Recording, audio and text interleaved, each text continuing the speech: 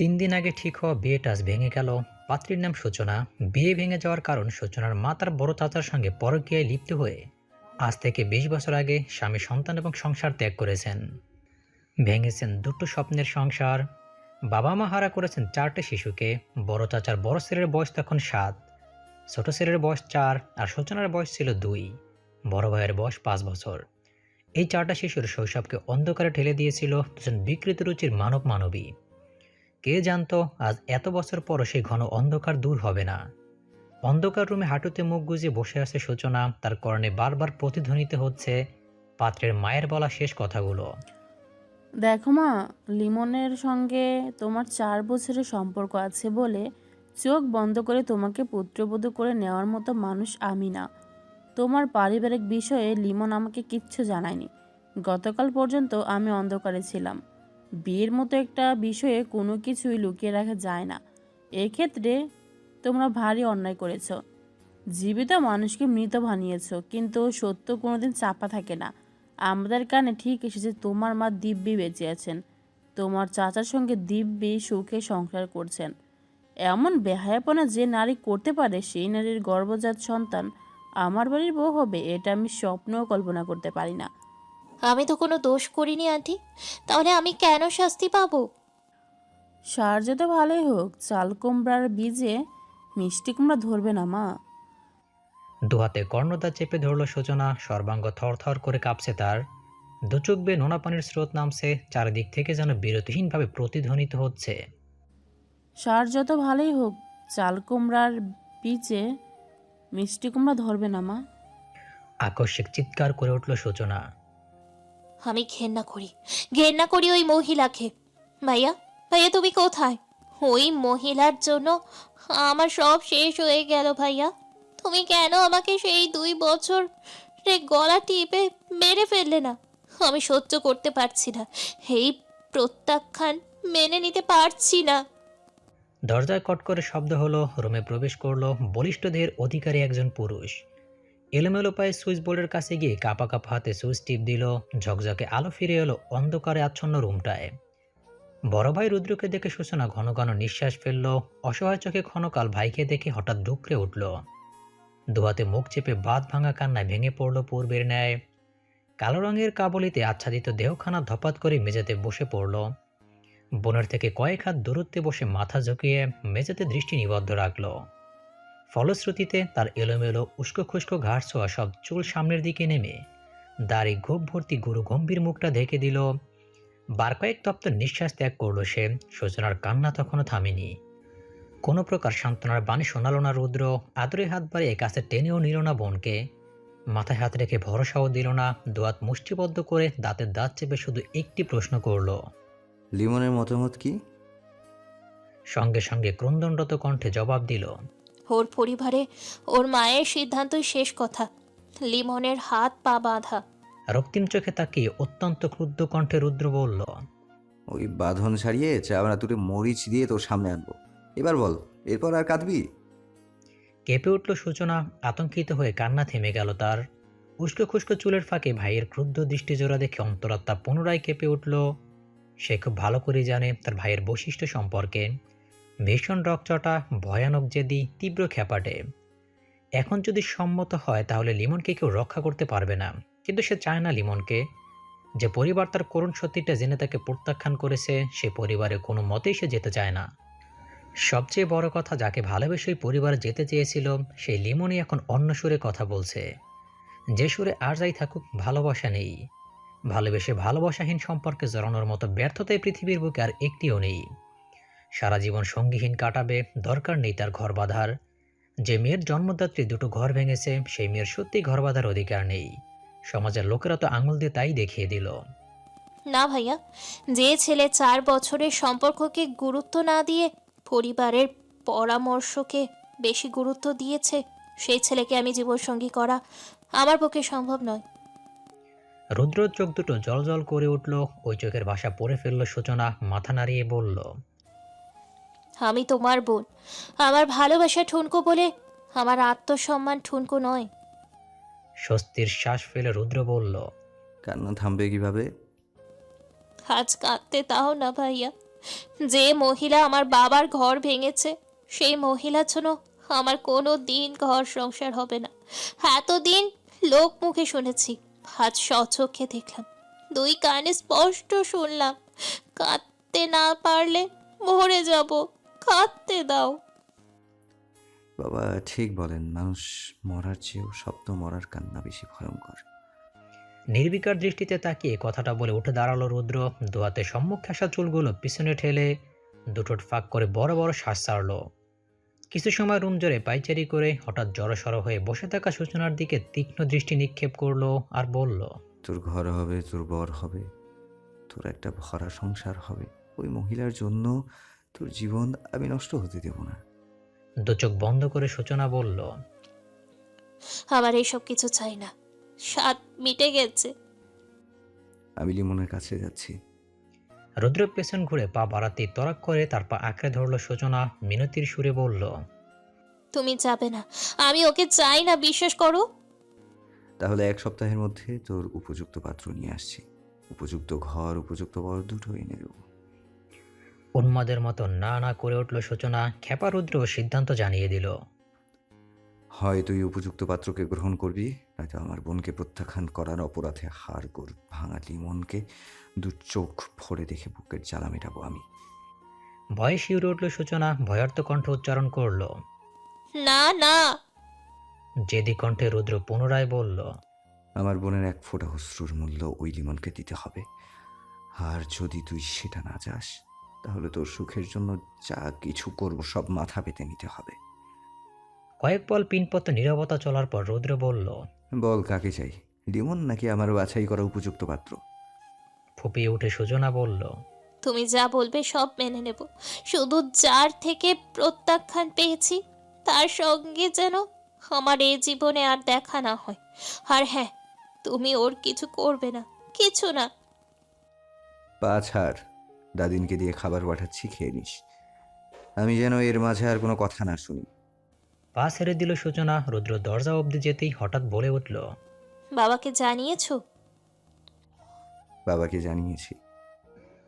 বেলা 12টায় রুদ্রের ফোনে কল এলো। বিছানা জুড়ে শরীর ছেড়ে গভীর ঘুমে তলিয়েছিল সে। হঠাৎ ফোনের শব্দে বিরক্ত হয়ে রিসিভ করতেই ওপাশ থেকে তার চেলা ঝিনুক নামের ছেলেটা বলল, বস, দাদিন যে ছেলের খোঁজ নিতে বলেছিল নিয়েছি, সব ঠিকঠাক ছিল, কিন্তু এখন তার বাইকে একটা মেয়েকে দেখতে পাচ্ছি। পিছু নিয়ে দেখ কাহিনী কোন পর্যন্ত গড়ায়। ঝিনুককে আর কিছু বলতে না দিয়ে শোয়া অবস্থায় পাশ থেকে সাদা রঙের কাপড়িটা তুলে গায়ে জড়াতে জড়াতেই উঠে বসলো। দুচোখ ডোলে চট করে বিছানা ছেড়ে ওয়ালেট, মোবাইল, গাড়ির চাবি আর সিগারেটের প্যাকেট নিয়ে ত্বরিত গতিতে বেরিয়ে পড়ল। 15 মিনিটের মাথায় পরিচিত শহরের একটি ন্যাশনাল ভার্সিটির সামনে এসে গাড়ি থামালো। তার গাড়ি দেখে ঝিনুক রাস্তার উপাস থেকে ডাক দিল। বস, ঠোঁটের কোনায় সিগারেট চেপে ধোয়া ছাড়তে ছাড়তে রুদ্র বেরিয়ে এলো। ঝিনুক সহ আরও 4-5টা ছেলে এগিয়ে এসে ঘিরে ধরল তাকে। বলিষ্ঠ বুক, পেশিবহুল হাত টান টান করে দাঁড়িয়ে ঝিনুকের দিকে সরু চোখে তাকালো। সঙ্গে সঙ্গে গড়গড় করে ঝিনুক বলতে লাগলো, মেয়েটার সাথে সেই যে ঢুকেছে আর বের হয় নাই। ভ্রুদয় কুঁচকে গেল রুদ্রর। ব্যস্ত ভঙ্গিতে সিগারেটে ঘন ঘন টান দিয়ে বলল, কোথায় ঢুকেছে? কলেজের ভিতরে। পাশ থেকে অল্প স্বল্প হাসির শব্দ ভেসে এলো। রুদ্র দাঁত কিরমির করে বলল, শালা কথার ধরন তো অন্য কিছু বোঝালো। ঝিনুক মাথা চুলকালো। তৎক্ষণাৎ পাশ থেকে আবির নামে রুদ্রর বন্ধু বলে উঠল, হে রুদ্র, ওই তো ওই মেয়ে ছিল। আবিরের উত্তেজিত কণ্ঠ শুনতে চট করে বাঁ দিকে ঘাড় বাঁকালো রুদ্র। দেখতে পেল ছোটখাটো দুটো মেয়ে এগিয়ে আসছে। গেট পেরিয়ে রাস্তার ডান পাশ দিয়ে হাঁটা ধরলো মেয়ে দুটো। এদের মধ্যে একজন ননস্টপ কথা বলছে। কথাগুলো শুনতে না পেলেও মুখের ভঙ্গি আর হাত দুটো নাচানাচি দেখে বুঝলো ভয়াবহ রকমের ইন্টারেস্টিং কোনো টপিক নিয়ে বর্ণনা চলছে। এতটা ইন্টারেস্টিং যে পাশের জনকে একটি কথা বলার সুযোগ দিতেও সে রাজি নয়। ব্রজরা কুঁচকে গেল রুদ্রর। বিরক্তিতে কপালে 3টা ভাঁজ ফেলে জিজ্ঞেস করলো, দুটোর মধ্যে কোনটা ছিল সেটা বল, নাকি দুটোই ছিল? ঝিনুক জিভ কেটে বলল, ওই যে জিন্স প্যান্ট, গোলাপি জামা পরা মেয়েটা। আবির বলল, যেটা বকবক করছে থামছে না ওইটা। সিগারেটের শেষ দুটো টান দিয়ে সন্তর্পণে শেষ অংশটুকু ফেলে দিল রুদ্র। তর্জনী দিয়ে কপালের মাঝ বরাবর কয়েক পল চুলকে গম্ভীর স্বরে আদেশ করলো, ঝিনুক তুই যা, সরাসরি প্রশ্ন কর মাহেরের সঙ্গে ওর কি সম্পর্ক। রিলেশন থাকলে সেটা কতদিনের, জেনে আয় কুইক। বেশ ভাবসাব নিয়ে চেহারায় পাক্কা ভিলেনি সাপ ফুটিয়ে মেয়ে দুটোর সামনে গিয়ে দাঁড়ালো ঝিনুক। সরাসরি প্রশ্ন করলো, এই যে বকবকানি, মাহের ভাইয়ের সঙ্গে তোমার কি সম্পর্ক? কতদিন ধরে চলছে এই সম্পর্ক? কথার মাঝে বাধা পেয়ে গোলাপি গাউন পরা মেয়েটি পিটপিট করে তাকিয়ে রইল ঝিনুকের দিকে। পাশের মেয়েটিকে অর্থাৎ বান্ধবীকে বলল। নয়ন 5 সেকেন্ড ওয়েট কর। নয়ন ভ্রুকুচকে ঝিনুকের দিকে তাকিয়ে বলল। এই হুইমি, এই ছাগলটা আবার কে? নিমিষে ঝিনুক তীক্ষ্ণ দৃষ্টি ছুড়ে দিল নয়নের দিকে। হৈমি ওসবে ধ্যান না দিয়ে ঝিনুককে উদ্দেশ্য করে চটপটে গলায় বলল। আপনি একটু দাঁড়ান, আমি নয়নকে গতকালকের ঘটনা বলে শেষ করি, তারপর আপনার সঙ্গে কথা বলছি। ঝিনুকের তীক্ষ্ণ দৃষ্টি শুরু হয়ে হৈমির মুখের দিকে পড়ল। হৈমি 32 পাটে দাঁত বের করে একটি হাসি উপহার দিয়ে নয়নের দিকে ফিরে আবারও কথা বলতে শুরু করলো। 2 মিনিট পেরিয়ে যাওয়ার পর উপাস থেকে রুদ্র চোখ রাঙালো ঝিনুককে, আবির গালাগাল শুরু করলো। ঝিনুক পুনরায় হৈমিকে প্রশ্ন করতে উদ্যত হলে হৈমি, ঝিনুক, নয়ন দুজনেই গল্প শোনাতে লাগলো। গল্পের শেষ প্রান্তে যেতে হাওয়াই মিঠিওয়ালাকে দেখতে পেল সে। তৎক্ষণাৎ চিল্লিয়ে উঠে ঝিনুককে বলল। এ ভাই, আপনি একটু দাঁড়ান, আমি আপনার প্রশ্নের উত্তর দিব। এখন দিতে গেলে হাওয়াই মিঠাইওয়ালা চলে যাবে। বলতে বলতে রাস্তার ওপাশে চলে গেল। তার পেছন পেছন নয়নে গেল। ঝিনুক এক ঢোক গিলে হা করে রুদ্রর দিকে তাকালো। আবির বলল। এই শালা আহম্মকের মতো হা করে মেয়েটাকে দেখে গেলে কিছু শুনছস? আয় এদিকে আয়। এপাশে এসে ঝিনুক বলল। ভাই, আমারে তো সুযোগ দিলই না। কি সব যে বললো কিছুই বুঝলাম না। কানের ভিতর গড়গড় শব্দ শুনলাম, আমার মাথা কিলবিল করতেছে। বিরক্তিসূচক শব্দ করে রুদ্র বলল। প্রশ্ন করার পর কি বলল? হৈমির বলা কথাটা বলতেই রুদ্র গম্ভীর হয়ে দাঁড়িয়ে রইল। ওদিকে হৈমি হাওয়াই মিঠাই খেতে খেতে তাদের দিকে এগিয়ে আসছে। আবির বলল। দোস্ত এদিকে আসতেছে। সকলেই রুদ্রর পাশে দাঁড়িয়ে ভ্রুকুচকে রইল। রুদ্র তীক্ষ্ণ চোখে একবার দেখল মেয়েটা তাদের দিকে আগাচ্ছে, তাই দৃষ্টি সরিয়ে ঝিনুককে ইশারা করলো কথা বলতে। হৈমি যখন তাদের থেকে এক হাত দূরত্বে এসে দাঁড়ালো, ঝিনুক বলল। আপা, উত্তরটা? আবারও দাঁত কেলিয়ে হেসে দিল হৈমি। বড় বড় চোখ জোড়া কতক্ষণ পিটপিট করে তাকিয়ে বলল। উত্তর দিতেই আসছি ভাই। প্রশ্ন জানো কি ছিল? আপনার মাহের ভাই আর আমার সম্পর্ক কি? কতদিন চলছে এই সম্পর্ক, এটাই তো? কিঞ্চিত মাথা হেলিয়ে এক ভুরু উঁচু করে ঝিনুকের দিকে তাকিয়ে রইল হৈমি। ঝিনুক সহ আবিরও হ্যাঁ হ্যাঁ করে উঠল। রুদ্র কান খাড়া করে একটি সিগারেট ধরালো। এমন সময় হঠাৎ হৈমি হাতে থাকা আধ খাওয়া হাওয়াই মিঠাই নয়নের হাতে ধরিয়ে তর্জনীতে বুড়ো আঙুলের মাথা ঠেকিয়ে ঝিনুককে বলল। 1 মিনিট দাঁড়ান, আমি এই যাব আর এই আসব, আপনার উত্তর দেব, দাঁড়াবেন কিন্তু। হৈমি 6 জন ছেলেকে পাশ কাটিয়ে এগিয়ে গেল। নয়ন ঠোঁট টিপে হেসে তাকে অনুসরণ করলো। ঝিনুক আশ্চর্য হয়ে রুদ্রর দিকে তাকালো। রুদ্র বড় বড় করে শ্বাস নিচ্ছে। ধীরে ধীরে আগুন জ্বলতে শুরু করেছে। কতক্ষণ পর ফোঁস করে উঠে জ্বালিয়ে পুড়ে ছারখার করে দেবে আন্দাজ করা গেল না। আবির অধৈর্য হয়ে বলল। এটা তো প্রজাপতি রে ভাই, মানে হয় কোনো। রুদ্রর আশেপাশে থাকা প্রত্যেকে হৈমির কাণ্ড কারখানাগুলো লক্ষ্য করতে থাকলো। রুদ্র একের পর এক সিগারেট শেষ করতে ব্যস্ত। মেয়ে মানুষের প্রতি তার কোনো আগ্রহ নেই, শুধু প্রশ্নের উত্তর চাই। কিন্তু তার চারপাশে ঘিরে থাকা ছেলেরা দেখতে পেল হৈমি নামক মেয়েটা গেটের পাশে একটা ছেলের সামনে গিয়ে দাঁড়ালো। লম্বাটে হ্যাংলা পাতলা ছেলেটা মেটি মেটি হাসছে। ঝিনুক বলল। লুচ্চার মতো হাসতেছে না পোলারা? আবির বলল। কাহিনী কি দেখি আগে। হ্যাংলা পাতলা ছেলেটা প্যান্টের পকেট থেকে একটি লাল গোলাপ বের করলো। হৈমি চটপটে গলায় বলল। তাড়াতাড়ি প্রপোজ করো, আমার বেশি সময় নেই। ওই যে দেখো 4-5-6টা ছেলে, ওদের মধ্যে ওই খাটো ছেলেটার একটা প্রশ্নের উত্তর দিতে হবে। ছেলেটার নাম পালন। আজ সে এসেছে হৈমিকে প্রপোজ করতে। গতকাল মেসেঞ্জারে নক দিয়ে ব্যাপারে জানিয়েছিল। প্রেম করবে না হৈমি, কারণ হ্যাংলা পাতলা ছেলে তার পছন্দ নয়, তবে তার দয়ার শরীর। সে দেশে প্রপোজ করলে কাউকে ফিরিয়ে দেয় না, ফুলটুল বা গিফটই বানলে সাদরে গ্রহণ করে নেয়। পরবর্তীতে যদি প্রেম ভালোবাসার জন্য ফোর্স করে, সোজা ব্লক। সামনে এলে 2-4টা চর থাপ্পড়, ব্যাস কাহিনী খতম। পালন চারপাশে লাজুক চোখে তাকিয়ে গোলাপ দিয়ে আই লাভ ইউ বলে প্রপোজ করলো হৈমিকে। হৈমি ঝটপট গোলাপটা নিয়ে বলল। আমাকে ভালোবেসে ফুল দেওয়ার জন্য থ্যাংক ইউ, কিন্তু আমি তোমাকে ভালোবাসতে পারবো না। তোমার সঙ্গে প্রেম টেমও চলবে না। I am extremely sorry. এমন একটি উত্তরের জন্য প্রস্তুত ছিল পালন, কারণ ইন্টার ফার্স্ট ইয়ারে পড়াই মেয়েটি মাত্র 3 মাসিক কলেজে বেশ খ্যাতি অর্জন করেছে। প্রথমত বাংলা বিভাগের নতুন লেকচারার মাহের খানের একমাত্র ছোট বোন সে। দ্বিতীয়ত এই মেয়েটি ভয়াবহ রকমের বিচ্ছু। সর্বক্ষণ তার মাঝে একটা ছটফটে ভাব বিরাজমান। সিনিয়র আপু ভাইয়াদের অনেকেই তাকে ভীষণ ভয় করে চলে, অনেকে আবার খুব ভালোবাসে। সবচেয়ে বড় কথা, সিনিয়র আপুরাই তাকে বেশি স্নেহ করে। এর পিছনে অনেক বড় একটি কারণ তার সুদর্শন লেকচারার ভাইটি। 28 বছর বয়সী অবিবাহিত সুদর্শন লেকচারার পেলে অনার্স পড়ে অবিবাহিত মেয়েরা বেসামাল অনুভূতিতে লুটোপুটি খাবেই। বয়স সবে 17 হলো, ভাইয়ের মতো বোনটিও কম নয়। ভাইয়ের চেয়ে দ্বিগুণ উজ্জ্বল গায়ের রং তার। গায়ে পায়ে খুব একটা বড় না হলেও ধবধবে ফর্সা ত্বক, গোলগাল শুভ্র মুখশ্রীর ঘন কালো বড় বড় পাপড়িতে বেষ্টিত চোখজোড়া দেখেই সমবয়সী সিনিয়র ভাইরা কপকাত।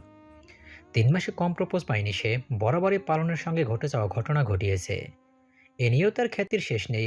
ন্যাশনাল ইউনিভার্সিটি হওয়ার দরুন ইন্টার, অনার্স, ডিগ্রি, মাস্টার্স সকল পর্যায়ের স্টুডেন্টস রয়েছে এখানে। পালন অনার্স প্রথম বর্ষের স্টুডেন্ট। পালনকে দিয়ে মোট 13টা প্রেমের প্রস্তাব প্রত্যাখ্যান করলো হৈমি। এই 13 বারে 12টা গোলাপ ঠিকই গ্রহণ করেছে, বাকি একটা গোলাপ প্রপোজকারীর প্রপোজ অ্যাকসেপ্ট না করাতে দেয়নি। এ নিয়ে অবশ্য একটা ঝগড়া করেছিল ছেলেটার সঙ্গে। ছেলেটা বাইকের সিটে চুইংগাম লাগিয়ে প্রতিশোধ নিতেও ভোলেনি। বর্তমানে অধিকাংশ ছেলেমেয়েরা ইসরে পাকা, কিন্তু হৈমির বেলা শুধু ইসরে পাকা নয়, মেয়েটি যেমন বাচাল তেমনি দুরন্ত। শান্তশিষ্ট প্রকৃতির মিষ্টিভাষী একজন গুণী শিক্ষকের বোন এমন অশান্ত কি করে হলো, ভাবতে গেলেই মাথা ঘুরে যায়। রুদ্রসহ তার সাঙ্গপাঙ্গরা মোটেই হৈমির এইরূপ আচরণের জন্য প্রস্তুত ছিল না। রুদ্র চোখ মুখ কুঁচকে সিগারেটের ধোঁয়া উড়াতে ব্যস্ত, আগ্রহ নেই অথচ বিরক্তি আকাশ ছোঁয়া। ঝিনুক, আবির সহ বাকি সকলে কিংকর্তব্য বিমূঢ়। এরা একে অপরের দিকে বিস্মিত চোখে চাওয়াচাই করছে। গোলাপ ফুল নিয়ে চঞ্চল পায়ে ঝিনুকের সামনে এসে দাঁড়ালো হৈমি। পালন ক্লান্ত মুখে সেই তখনই ভার্সিটিতে ঢুকে পড়েছে। তার ইনকোর্স পরীক্ষা চলছে, পরীক্ষার সময় হয়ে যাওয়া তার দেরি করেনি। তো তোমার ভাইয়া কি বলছিলেন? মাহের ভাইয়ার সঙ্গে আমার কি সম্পর্ক, তাই তো? হৈমি এসে একদমে কথাটা বলতেই হতভম্ব দৃষ্টিতে তাকিয়ে মাথা নাড়ালো ঝিনুক। আবির ঘন ঘন চোখের পলক ফেলছে, তার দৃষ্টি একবার হৈমির মুখের দিকে তো আরেকবার হাতে থাকা লাল গোলাপের দিকে ছুটোছুটি করছে। হৈমির উত্তর দেওয়ার তেমন তাড়া নেই, সে এক এক করে সকলের দিকে দৃষ্টিপাত করলো। হঠাৎ যখন বলিষ্ঠদের অধিকারী রুদ্রর দিকে পাকাপোক্ত নজর পড়ল, কিঞ্চিত চমকালো। ঘন ঘন চোখের পাপড়ি নাড়িয়ে আপাদমস্তক রুদ্রকে দেখতে শুরু করলো। চিত্ত চঞ্চল হয়ে উঠল ভীষণভাবে। চোখের পাতা এলোমেলো নড়চড় করতে করতে গোলাপটা নয়নের হাতে দিল। নিজের দুহাত কোমরে রেখে অভিজ্ঞ ব্যক্তির মতো সূক্ষ্মভাবে তাকিয়ে রইল। আবির রুদ্রর পাশ ঘেঁষে ফিসফিস করে বলল, দোস্ত দেখ তোকে কেমনে দেখতাছে, রোহিঙ্গাদের যেমন দেখি অমন তোরে দেখতাছে। এটা কোনো কথা হইল? তুই কিছু বল, আমার কিন্তু মেজাজ খারাপ লাগতাছে। আবিরের কথা শুনে রুদ্র ঠোঁটের কোণায় সিগারেট চেপে এক পলক তাকালো হৈমির দিকে। সত্যি সত্যি মেয়েটা ভূত দেখার মতো দেখছে তাকে। গোলগাল মুখের গোল গোল চোখ যেন গিলে খাচ্ছে। পা থেকে মাথা অবধি বিরক্তি ভঙ্গিতে অতি সূক্ষ্মভাবে দেখল রুদ্র। বডি ফিগার দেখে চট করে বুঝে নিল নিতান্তই বাচ্চা একটি মেয়ে। এর সঙ্গে মাহিরের কোনো কিছু থাকতে পারে বলে মনে হলো না। আবার সন্দেহ হলো, যতটুকু বুঝলো মেয়েটার চরিত্রে ঘাপলা আছে। ভালো মেয়েরা নিশ্চয়ই এত কথা বলে না, এভাবে একটা ছেলের থেকে গোলাপ ফুল নেয় না। তাছাড়া আজকাল পুরুষদের এমন মেয়েদের প্রতি ঝোঁক বেশি, যত শিক্ষিতই হোক অল্প বয়সী মেয়েদের প্রতি লোভ বেশিরভাগ পুরুষেরই রয়েছে। বিতৃষ্ণায় বুকটা ভরে গেল, তড়িৎ বেগে দৃষ্টি সরিয়ে অন্যদিকে তাকালো। ক্ষণকাল সময় বেরোতেই হৈমির দিকে আঙুলে তুড়ি বাজিয়ে গম্ভীর রূঢ় কণ্ঠে বলল, এই মাহিরের সঙ্গে তোমার কি সম্পর্ক? যা প্রশ্ন করছি জাস্ট সেটার উত্তর দিয়ে বিদায় হও, নয়তো এমন হাল করবো মানুষকে মুখ দেখাতে পারবে না। আতকে উঠল হৈমি। সম্বিত হয়ে ফিরে পেয়ে কোমর থেকে দুহাত ছড়িয়ে এক ঢোক গিলল। পিটপিট করে কতক্ষণ তাকিয়ে যাই কিছু বলতে যাবে, অমনি পেছন থেকে নয়নুর মুখ চেপে ধরলো, শঙ্কিত কণ্ঠে বলল, মাহের স্যার ওর আপন বড় ভাই। ব্যাস আর একটা শব্দ উচ্চারণ করলো না নয়ন। প্রাণের বান্ধবীটিকে নিয়ে প্রচণ্ড আতঙ্কগ্রস্ত হয়ে একটি রিক্সা ডেকে উঠে পালিয়ে গেল। রিক্সা চলছে হৈমির বাড়ির দিকের রাস্তায়। 1 মিনিট সমাধান নয়ন ভয়াতুর কণ্ঠে অনেক কথাই বলেছে হৈমিকে। তার ধারণা রুদ্র সহ ওর সাঙ্গপাঙ্গরা সন্ত্রাস হবে, আর তাদের লিডার হচ্ছে রুদ্র। ওই তো লম্বা লম্বা চুল, মুখ ভর্তি বড় বড় দাড়ি, চোখ মুখের ভাব, কণ্ঠস্বর সবটাতেই পাক্কা সন্ত্রাসের প্রতিচ্ছবি ফুটে উঠেছে। কি বিশ্রীভাবে সিগারেট খায়, নাক কুঁচকে রইল নয়ন। বাড়ির সামনে রিক্সা আসতেই হঠাৎ হৈমি চিৎকার করে উঠল, নয়নকে আকস্মিক জড়িয়ে ধরে বলল, দোস্ত ফাটাফাটি কি? ফাটাফাটি রকমের ক্রাশ খেয়েছি। ভয়কাতুর কণ্ঠে নয়ন বলল, প্লিজ এটা বলিস না, তুই ওই সন্ত্রাসটাকে দেখে ক্রাশ খেয়েছিস। দোস্ত, এই জীবনে আমি কাউকে দেখে ভয় পাইনি, কারো কথায় আমার গলা শুকিয়ে যায়নি, বুকের ভিতর ধরাস ধরাসও করেও ওঠেনি। কিন্তু আজকে, হায়, আমি ভাবতে পারছি না। তাড়াতাড়ি নাম, একটা সেলিব্রেশন হওয়া উচিত। রিকশার ভাড়া মিটিয়ে নয়নকে নিয়ে টানতে টানতে বাড়ির ভেতরে ঢুকলো হৈমি। নয়নের হাত পা এখনো কাঁপছে তখনকার পরিস্থিতি মনে করে। কি চেহারা, কি কণ্ঠস্বর, কি ভয়ানক হুমকি। পুনরায় গা শিউরে উঠল তার, অথচ হৈমি কিনা ক্রাশ খেলো। মেয়েটা কি সত্যি পাগল? যুব উন্নয়ন ক্লাবের সভাপতি রাদীপ শেখ, রুদ্রর বড় চাচার বড় ছেলে, তার ফোন পেয়ে ক্লাবে ছুটে গেছে রুদ্র। সেখানে যাওয়ার পর দেখলো ছোটখাটো একটি জটলা বেঁধে আছে। রুদ্রকে দেখে অনেকে জড়সড় হয়ে গেল। রাদীপ জটলার ভিতর থেকে বেরিয়ে এসে রুদ্রর কাছে গেল। রুদ্রকে দেখে জটলার ভিতরে থাকা প্রতিটি মানুষের হাঁটু কাঁপতে শুরু করেছে। কারণ ক্লাবের পেছনের জঙ্গলে দুটো ছেলে মেয়ে অশ্লীল কাজে লিপ্ত হয়েছিল। তখনই ক্লাবের কয়েকজন সদস্য ধরে বেঁধে নিয়ে এসেছে। এখন তারা জটলার মাঝখানে মাথা নিচু করে চোখের পানি ফেলছে। সমস্ত ঘটনা শুনতেই রুদ্রর চোখ কান উভয় রক্তিম হয়ে উঠল। দোয়াত মুষ্টিবদ্ধ করে রাগ নিয়ন্ত্রণ করার চেষ্টা করেও পারল না। তড়াক করে সে জটলার ভেতর ঢুকে ছেলেটাকে এলোপাথারে আঘাত করলো। মেয়েটার গালও কয়েকটা থাপ্পড় লাগিয়ে দিয়েছে। রাদীপ ওকে টেনে টেনে সরিয়ে এনে থমথমে কণ্ঠে বলল, রুদ্র, মাথা ঠান্ডা কর, একটা সমাধান দে। ছেলেটা আমার বন্ধুর ছোট ভাই। বড় বড় করে নিঃশ্বাস ছেড়ে নিরস কণ্ঠে রুদ্র বলল। মেয়ের পরিচয় কি? রাদীপ মেয়ের পরিচয় দিতে রুদ্র প্রয়োজনীয় কাগজপত্র রেডি করে কাজে ডেকে বিয়ে পড়ানোর ব্যবস্থা করতে বলল। ছোট ভাইয়ের পরামর্শে রাদীপ তার ছেলেপুলেদের দিয়ে সব ব্যবস্থা করে ফেলল। বিকাল গড়াতে গড়াতে ছেলে মেয়ে উভয়ের পরিবারের সম্মুখে বিয়ে পড়ানো হলো। পাত্রপাত্রী বিদায় করে ক্লাব থেকে বেরিয়ে যাওয়ার পথে হঠাৎ পনির নামে রুদ্রের একজন চেলা বলল, বস, আপনার নামে একটা চিঠি আছে। বাইকে বসতে বসতে ভ্রুকুচকে রুদ্র বলল, ঝেড়ে গাছু। ইয়ে মানে লাভ লেটার পাঠিয়েছে এক মেয়ে। আশ্চর্য হয়ে বাইক থেকে নেমে দাঁড়ালো রুদ্র। বাইকের পেছনে ঝিনুক বসতে নিয়ে আবার নেমে দাঁড়িয়েছে।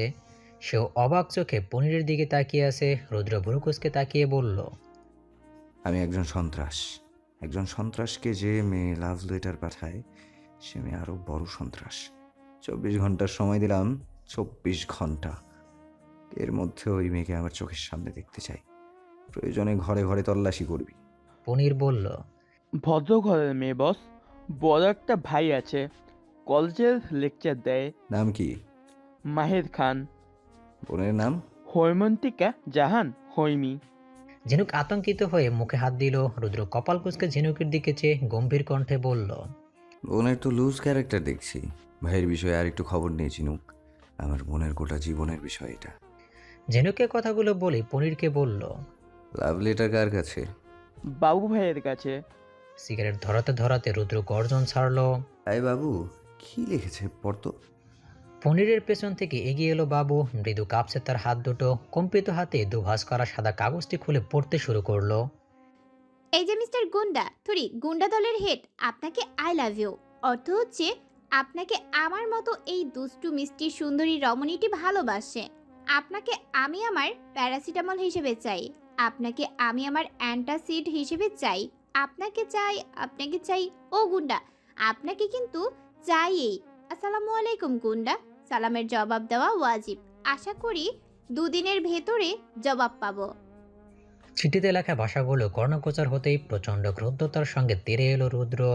খপ করে চিঠিটা ছিনিয়ে নিয়ে বলিষ্ঠ হাতে মুচড়ে মাটিতে ফেলল। চোয়াল শক্ত করে চিবিয়ে চিবিয়ে বলল, বেয়াদব মেয়েটার আজ এমন অবস্থা করবো যে পরবর্তীতে আমাকে লাভ লেটার পাঠাতো দূরের কথা, আমাকে কল্পনা করতে ওর রুহ কেঁপে উঠবে। তড়িৎ গতিতে বাইকে উঠে ঝিনুককে পেছনে বসতে বলল। ঝিনুক বসতেই বলল, মাহের খানের বাড়ির পথ বল। ঝিনুক মাহেরের বাড়ির ঠিকানা বলতেই রুদ্র সেদিকে বাইক ঘোরালো। 15 মিনিটের পথ মাত্র 5 মিনিটেই গিয়েছে। এমন সময় কল পেল বড় চাচি জেরিনের। সে জানালো সূচনাকে দেখতে এসেছে তার বান্ধবী, তাই রুদ্রকে যত তাড়াতাড়ি বাসায় ফিরতে হবে। ফোনে কথা শেষ করে রুদ্র বাইক ঘোরাতে ঘোরাতে বলল, এটার কপাল ভালো। বাড়িতে ঢুকতেই দেখতে পেল বোরখা পরিহিত একজন মহিলা সূচনার পাশে বসে আছে। নিকাব খোলা থাকায় মহিলাটির বয়স আন্দাজ করলো 50-এর ঊর্ধ্বে। রুদ্রকে দেখতেই চাচি জেরিন বলল, এই তো আমাদের রুদ্র এসে গেছে। হামিদা, এটা আমার ভাতিজা, সূচনার বড় ভাই। মহিলাটি সৌজন্যপূর্ণ হেসে রুদ্রকে বলল, আসসালামু আলাইকুম, কেমন আছে বাবা? আমতা আমতা করে অত্যন্ত গম্ভীর স্বরে রুদ্র বলল, ওয়ালাইকুম আসসালাম। বাকিটুকুর জবাব দিল না সে। দোনো মনে করে দাদিনের পাশে গিয়ে বসল। হামিদা রাগ করলেন না। জেরিনের বান্ধবী হওয়ার সুবাদে রুদ্র সূচনা সম্পর্কে পুরোপুরি অবগত তিনি। মাহারা ছেলে মেয়ে দুটোর প্রতি মায়ার অন্ত নেই। সে মায়া থেকে একমাত্র ছেলে মাহেরের জন্য সূচনাকে নির্বাচন করেছেন। ছেলে সম্পর্কে মোটামুটি যতটুকু ধারণা পেয়েছে, সূচনার প্রবাসী বাবা, বড় চাচি, চাচাতো ভাইরা এবং দাদিন, তাতে কারো কোনো আপত্তি নেই। ছেলের মায়ের স্নেহপূর্ণ আচরণ দেখে সূচনার মন অনেকটাই নরম হয়েছে। মা হারা মেয়ে সে।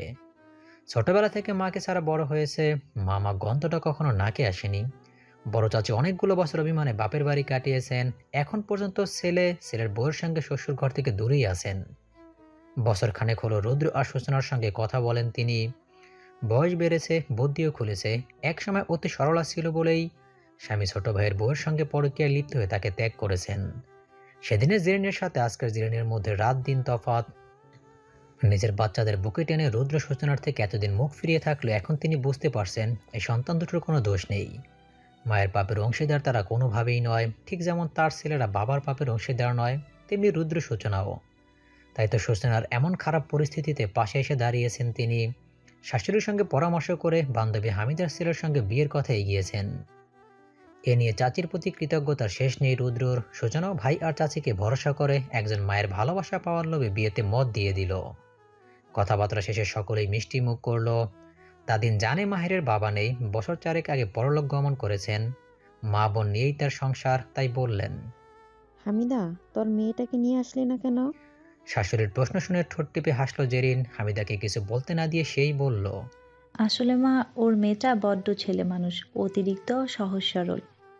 হাতে পায়ে বড় হলেও বুদ্ধি তেমন নেই। হই হই রই রই করতেই পছন্দ করে।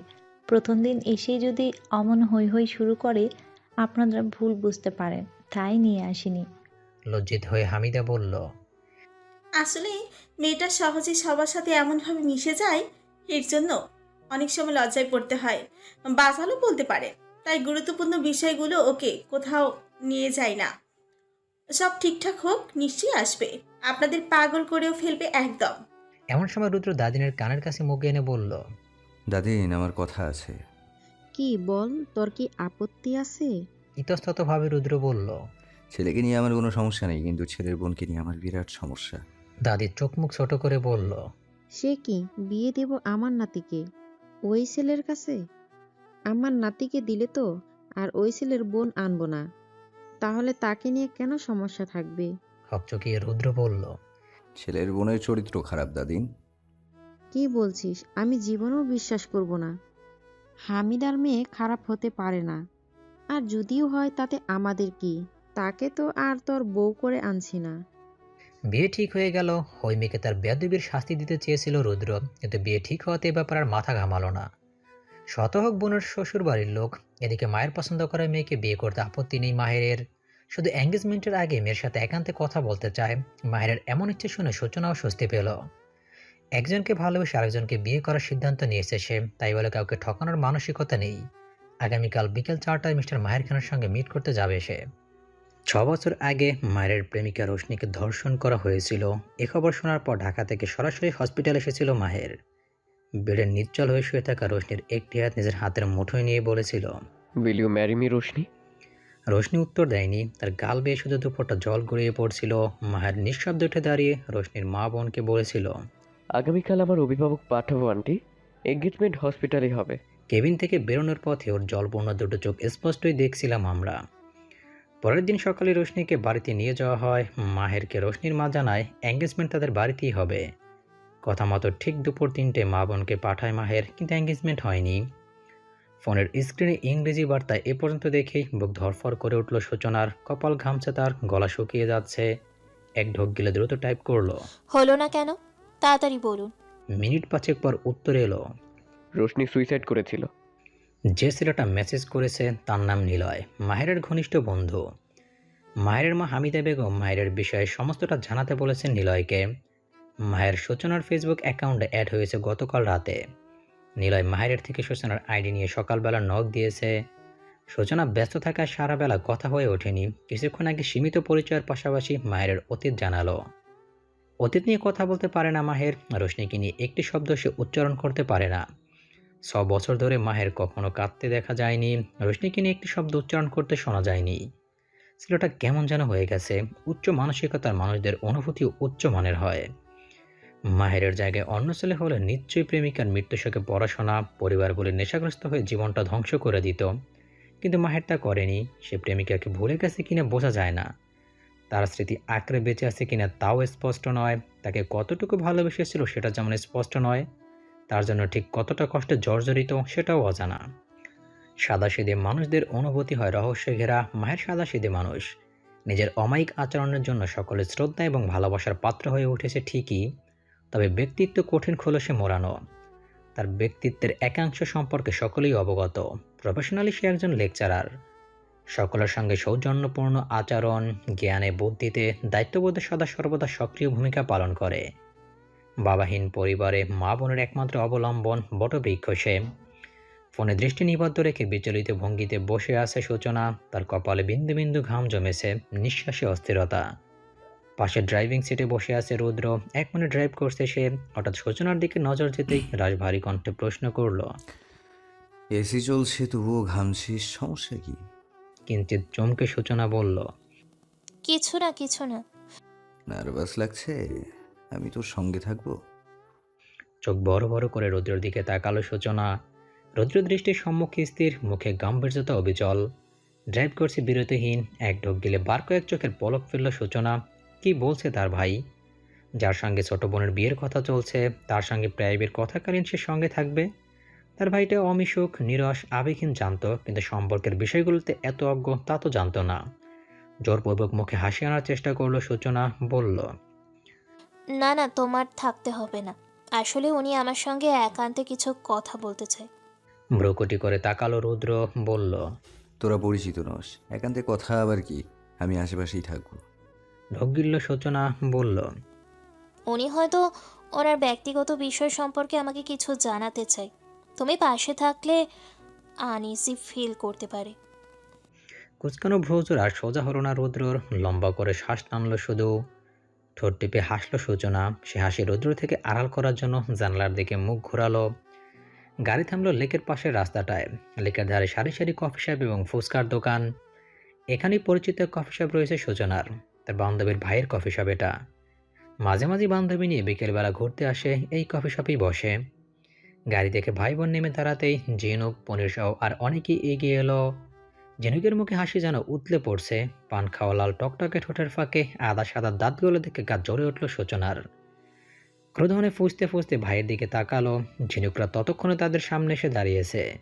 রুদ্র সূচনার ক্রোধের মাত্রা টের পেল। ঝিনুককে কঠিন একটি ধমক দিয়ে বলল, সামনে এসে দাঁত কেলাতে বলেছি, দূরে যা। ঝিনুকের মুখের হাসি নিমিষেই মিলিয়ে গেল। সূচনার দিকে এক পলক তাকিয়ে পনিরের ঘাড়ে থাবা মেরে বলল, তোরে বললাম সূচনা আপা রাগ করবো আমাদের দেখলে, শালা তবুও আমাদের জোর করলি। পনির বোকার মতো মাথা নাড়াতে নাড়াতে বলল, ও আফা, আমি বলছিলাম এইখানে আসতে। আপনি ভালো আছেন আফা? এরা কি পরিমাণ ঢপ মারতে পারে খুব ভালো করে জানে সূচনা। তাই অগ্নি দৃষ্টি সরে তাকালো পনিরের দিকে। সে দৃষ্টিতে এক নজর তাকিয়েই ঝিনুক, পনির সহ আরো তিনজন ক্ষিপ্ত গতিতে পালিয়ে গেল। স্বস্তির নিঃশ্বাস ছাড়ল সূচনা। পাশে লোকে তার ভাইকে গুন্ডা মাস্তান বলে, সন্ত্রাস হিসাবে খ্যাতি কম নেই। এসব এখন আর লজ্জা লাগে না, অভ্যস্ত হয়ে গেছে। তার হবু বর এবং হবু বরের পরিবারের সবে অবগত, তাই বলে ভাইয়ের সাঙ্গপাঙ্গ নিয়ে হবু বরের সঙ্গে মিট করতে আসা সমীচীন নয়। এরা এসেছে দেখলে বা জানলে মাহের খানও নিশ্চয়ই বিরক্ত হবে। সে নম্রভদ্র স্বভাবের মানুষ, একজন সম্মানিত ব্যক্তি। শহরে তার মোটামুটি সম্মানীয় একটা পরিচয় আছে, কলেজের লেকচারার। এমন একজন মানুষ শুধু এক চরিত্রহীন নারীর সন্তান নয়, এক সন্ত্রাসের বোনকে বিয়ে করতে রাজি হয়েছে, এই তো মাথা সমান। এতটুকুতেই মাথা তুলে কথা বলার জো নেই, সেখানে আবার চেলাপেলার উপস্থিত থাকা নিন্দনীয়ই বটে। সূচনার বলা নামের কফি শপের সামনে দাঁড়িয়েছিল মাহের। হঠাৎ দুটো ছেলে মেয়েকে তার দিকে এগিয়ে আসতে দেখল। মেয়েটা পরনে পার্পল কালার কারুকার্য শোভিত থ্রি পিস, মাথায় পার্পল কালার ওড়না দিয়ে ঘুমটা টানা। পেছনের লম্বা বিনুনির শেষ অংশে হাঁটার তালে তালে কোমরের পাশ দিয়ে সম্মুখে উঁকি দিচ্ছে ক্ষণে ক্ষণে। লম্বাটে ফর্সা মেয়েটার মায়াবী মুখটা দেখতে চিনে ফেলল মাহের। হ্যাঁ, এটাই তার হবু বউ, মায়ের পছন্দের পাত্রী। মনে মনে তিনবার মাশাল্লাহ পড়ল সে। ততক্ষণে রুদ্র সূচনা তার সামনে এসে দাঁড়িয়েছে। সূচনা সালাম দিতেই অমায়িক একটি হাসি উপহার দিয়ে সালাম ফেরালো মাহির। রুদ্রর দিকে হাত বাড়িয়ে দিল হ্যান্ডশেক করার জন্য। স্বভাবতেই গম্ভীর মুখে হাত বাড়ালো রুদ্র। প্রথম পরিচিতি শেষে মাহের দুজনকে কফি শপে ঢুকতে বলল। বয়সের দিকে রুদ্র সূচনা উভয়ই তার ছোট, তাই নাম ধরেই ডাকলো। সূচনা ধীর পায়ে কফি শপের দিকে এগোলো। রুদ্র রাশভারী কণ্ঠে বলল, আপনারা কথা বলুন, আমার কিছু কাজ আছে এদিকে। মায়েরকে কথাটা বলে সূচনার দিকে তাকালো, বলল। আমি এদিকটাতেই আছি, ফোন করিস। সূচনা ঘাড় কাত করলো। রুদ্র গম্ভীর চিত্তে মাহেরকে বলল। আসি। মাহের মৃদু হেসে জবাব দিল। জি, নাইস টু মিট ইউ। বাঁকানো হাসি এসে বিদায় নিল রুদ্র। কফি শপের ভেতরে গিয়ে বসলো মাহের সূচনা। একে অপরের মুখোমুখি বসেছে তারা। মাঝে ব্যবধান শুধু একটি ছোট টেবিলের। দীর্ঘক্ষণ নীরবতায় কাটানোর পর গলা খাকারি দিয়ে মাহের প্রশ্ন করলো। সূচনা, আপনি কি লজ্জা পাচ্ছেন? নিম্নমুখী সূচনা মাথা নাড়িয়ে না বোঝালো। আলতো হেসে মাহের পুনরায় বলল। অস্বস্তি হচ্ছে? এবারও না করতে উদ্যত হলো সূচনা। তার পূর্বেই মাহের বলল।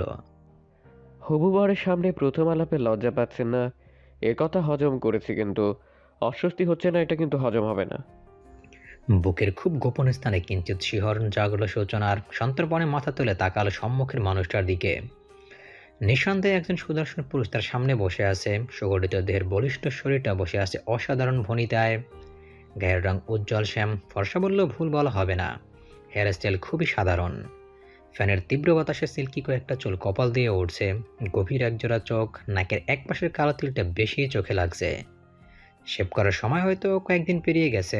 ফর্সা তাকে খোঁচা খোঁচা দাড়িগুলো তার সৌন্দর্য যেন দ্বিগুণ বাড়িয়ে দিয়েছে। চোখে মুখে লেপটে আছে অমায়িক হাসি। এমন পুরুষদেরই বোধহয় মিস্টার পারফেক্ট বলা হয়ে থাকে।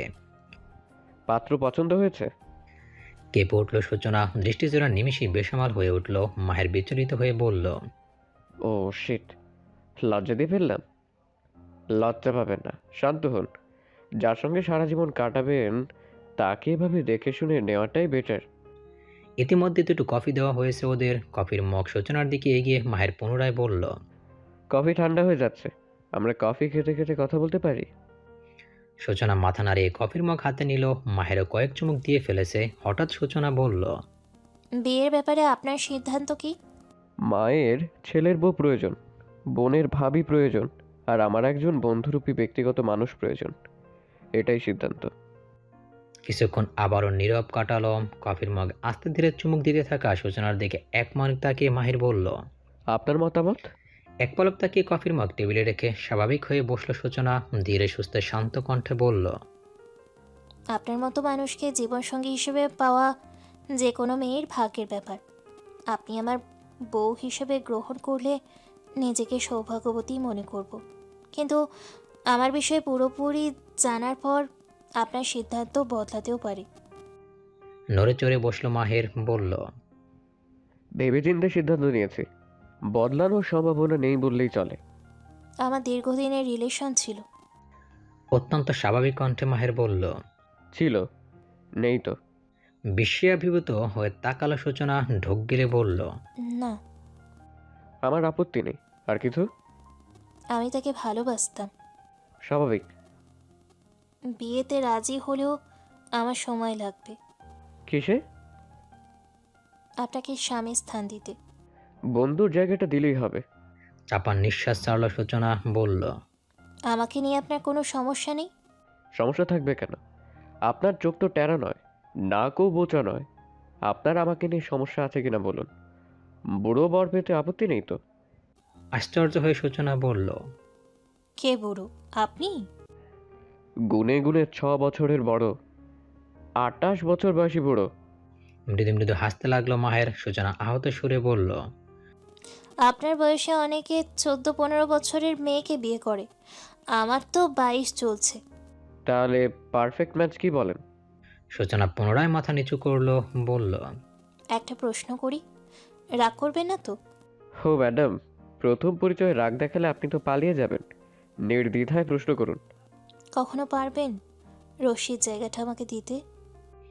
নিমিষে স্তব্ধ হয়ে গেল মাহের। সে জানতো নীলা সূচনাকে সবটা জানিয়েছে, যার নিজ মুখে জানানোর সাধ্য তার নেই।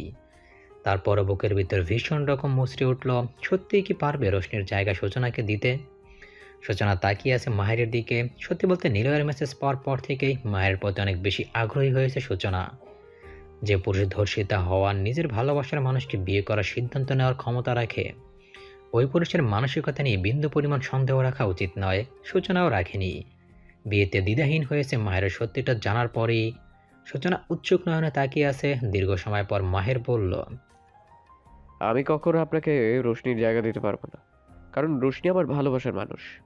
সূচনা, আপনি সত্যি ভাগ্যবতী, কারণ রোশনি যে জায়গাটা পায়নি সেই জায়গাটা আপনি পাবেন, কারণ আপনি আমার অর্ধাঙ্গিনী হবেন। শুধু প্রেমিকা হওয়াটাকে তো প্রাপ্তি বলে না। ওর জায়গাটা না হয় আপনি নাই নিলেন, আপনার স্থান আমার এখানে থাকবে। বুকের বাঁ পাশ দেখিয়ে বলল মাহের। ভাষাহীন হয়ে পড়ল সূচনা। অদ্ভুতভাবে তার দৃষ্টি ঝাপসা হয়ে উঠল।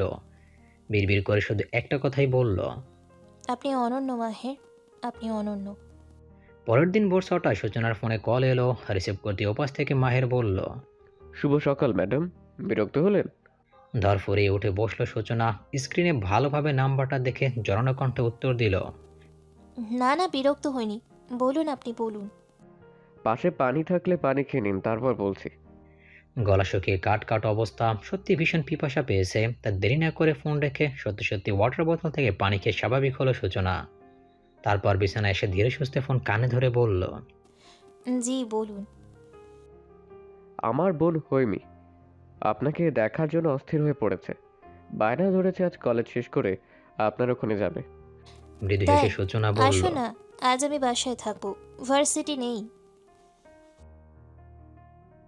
আচ্ছা, আমি দিয়ে আসবো। হবু ননদ সম্পর্কে জানেন তো? জি, অল্প স্বল্প। মুচকি হেসে মাহের বলল, পুরোটা জেনে যাবেন আজ। খুব বেশি বিরক্ত করলে আমায় ফোন করবেন। একদম না, আমি মানিয়ে নেব।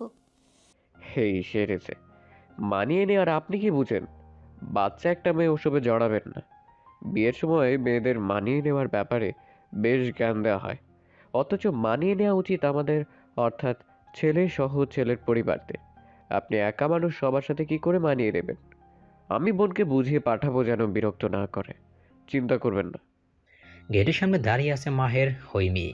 সূচনাদের ডুপ্লেক্স বাড়িটা বিস্ময় চোখে তাকিয়ে দেখছে হৈমি। হঠাৎ মৃদু চিৎকার করে বলল, ভাইয়া তোমার শ্বশুর তো হেব্বি বড় লোক।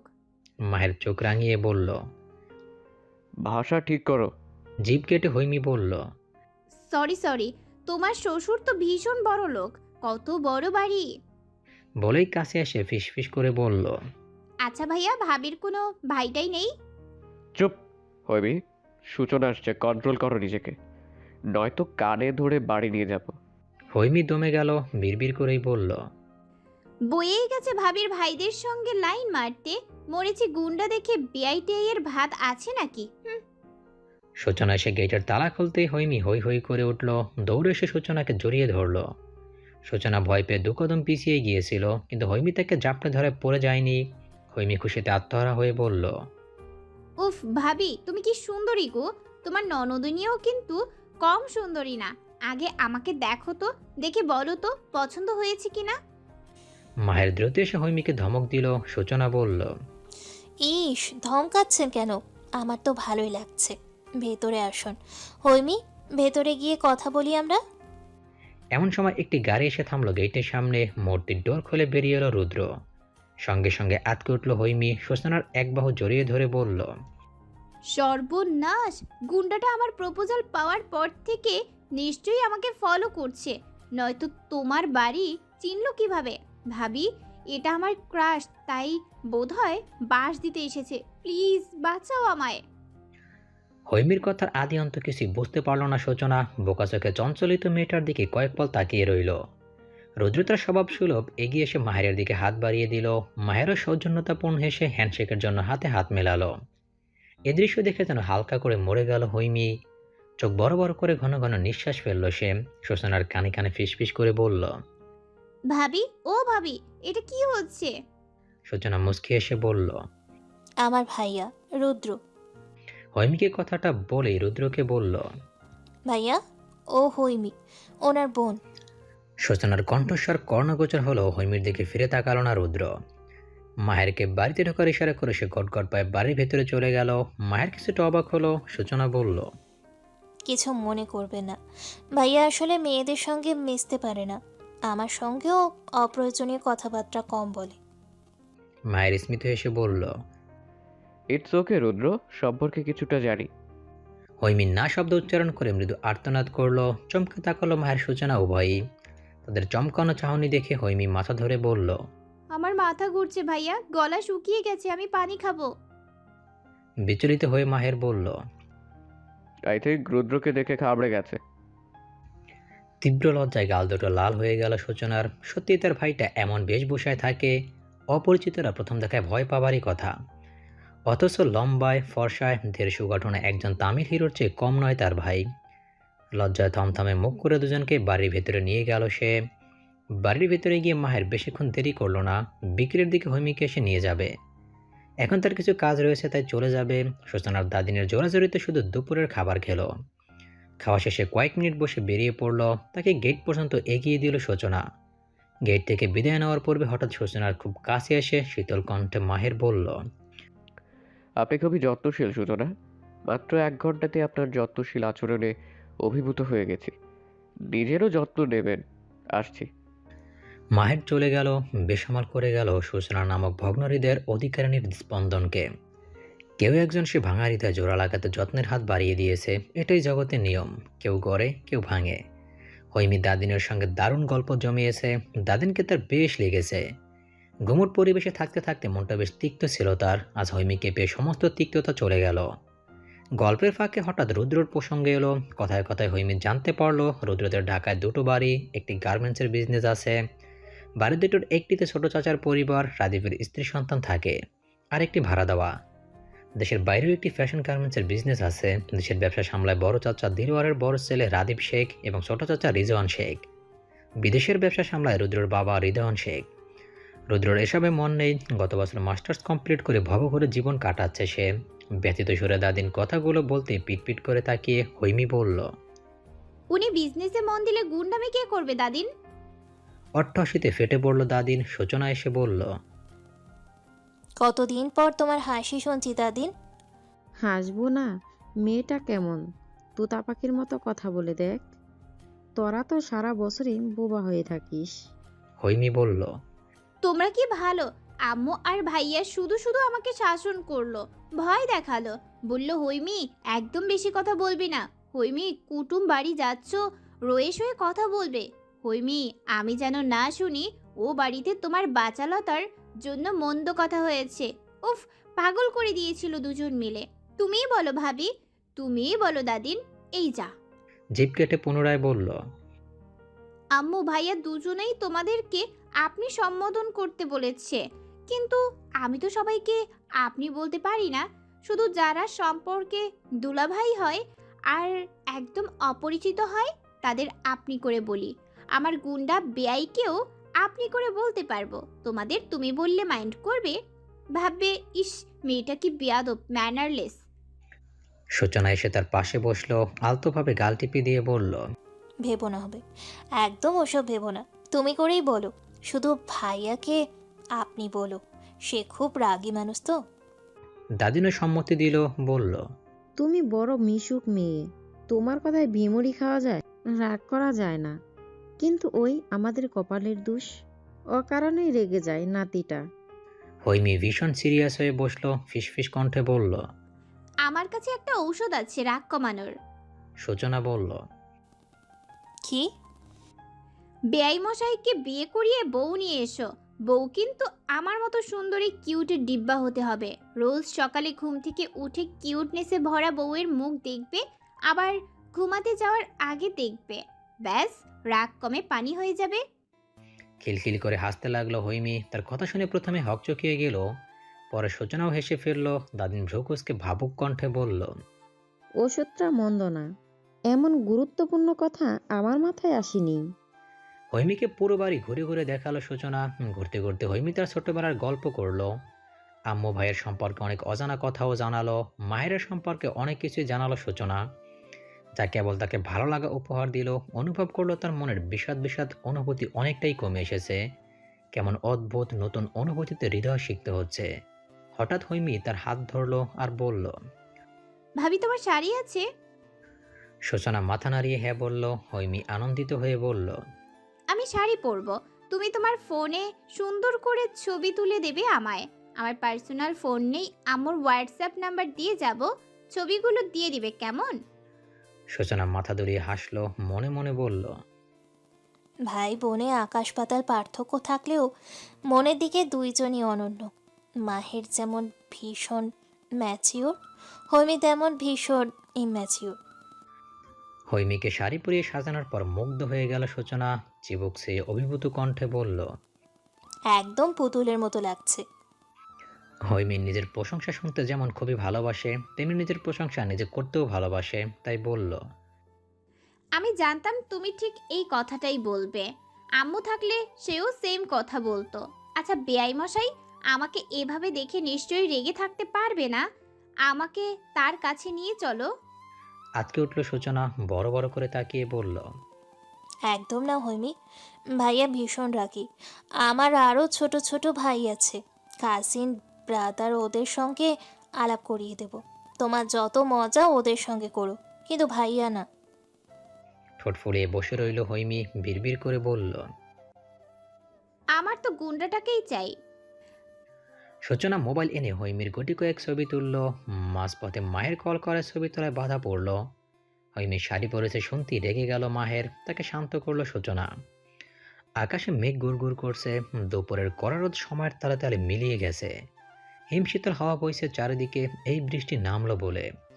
ফোনে ব্যস্ত সূচনাকে রেখে বেরিয়ে গেল হৈমি। বৃষ্টি নামবে, তাকে ভিজতে হবে। নতুন বাড়ি, নতুন শাড়ি, নতুন ছাদ, রোমান্টিক ওয়েদার পুরো জমে যাবে। শাড়ি জড়ানো, বৃষ্টি মাখানো বিকেল উপভোগ করতে হবে। তার একটি স্বভাব হচ্ছে যখন যা ইচ্ছে হবে তাই করবে।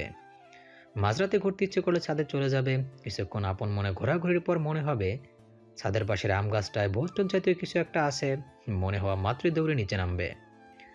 সিঁড়ি বেয়ে নামতে গিয়ে কখন হোসেট খেয়ে পড়ে যাবে। কান্নাকাটি করে আম্মু ভাইয়ের ঘুম ভাঙিয়ে বকা খাবে বিরতিহীন। বর্ধপুরে সাইকেল নিয়ে শহরে বের হতে ইচ্ছে করবে।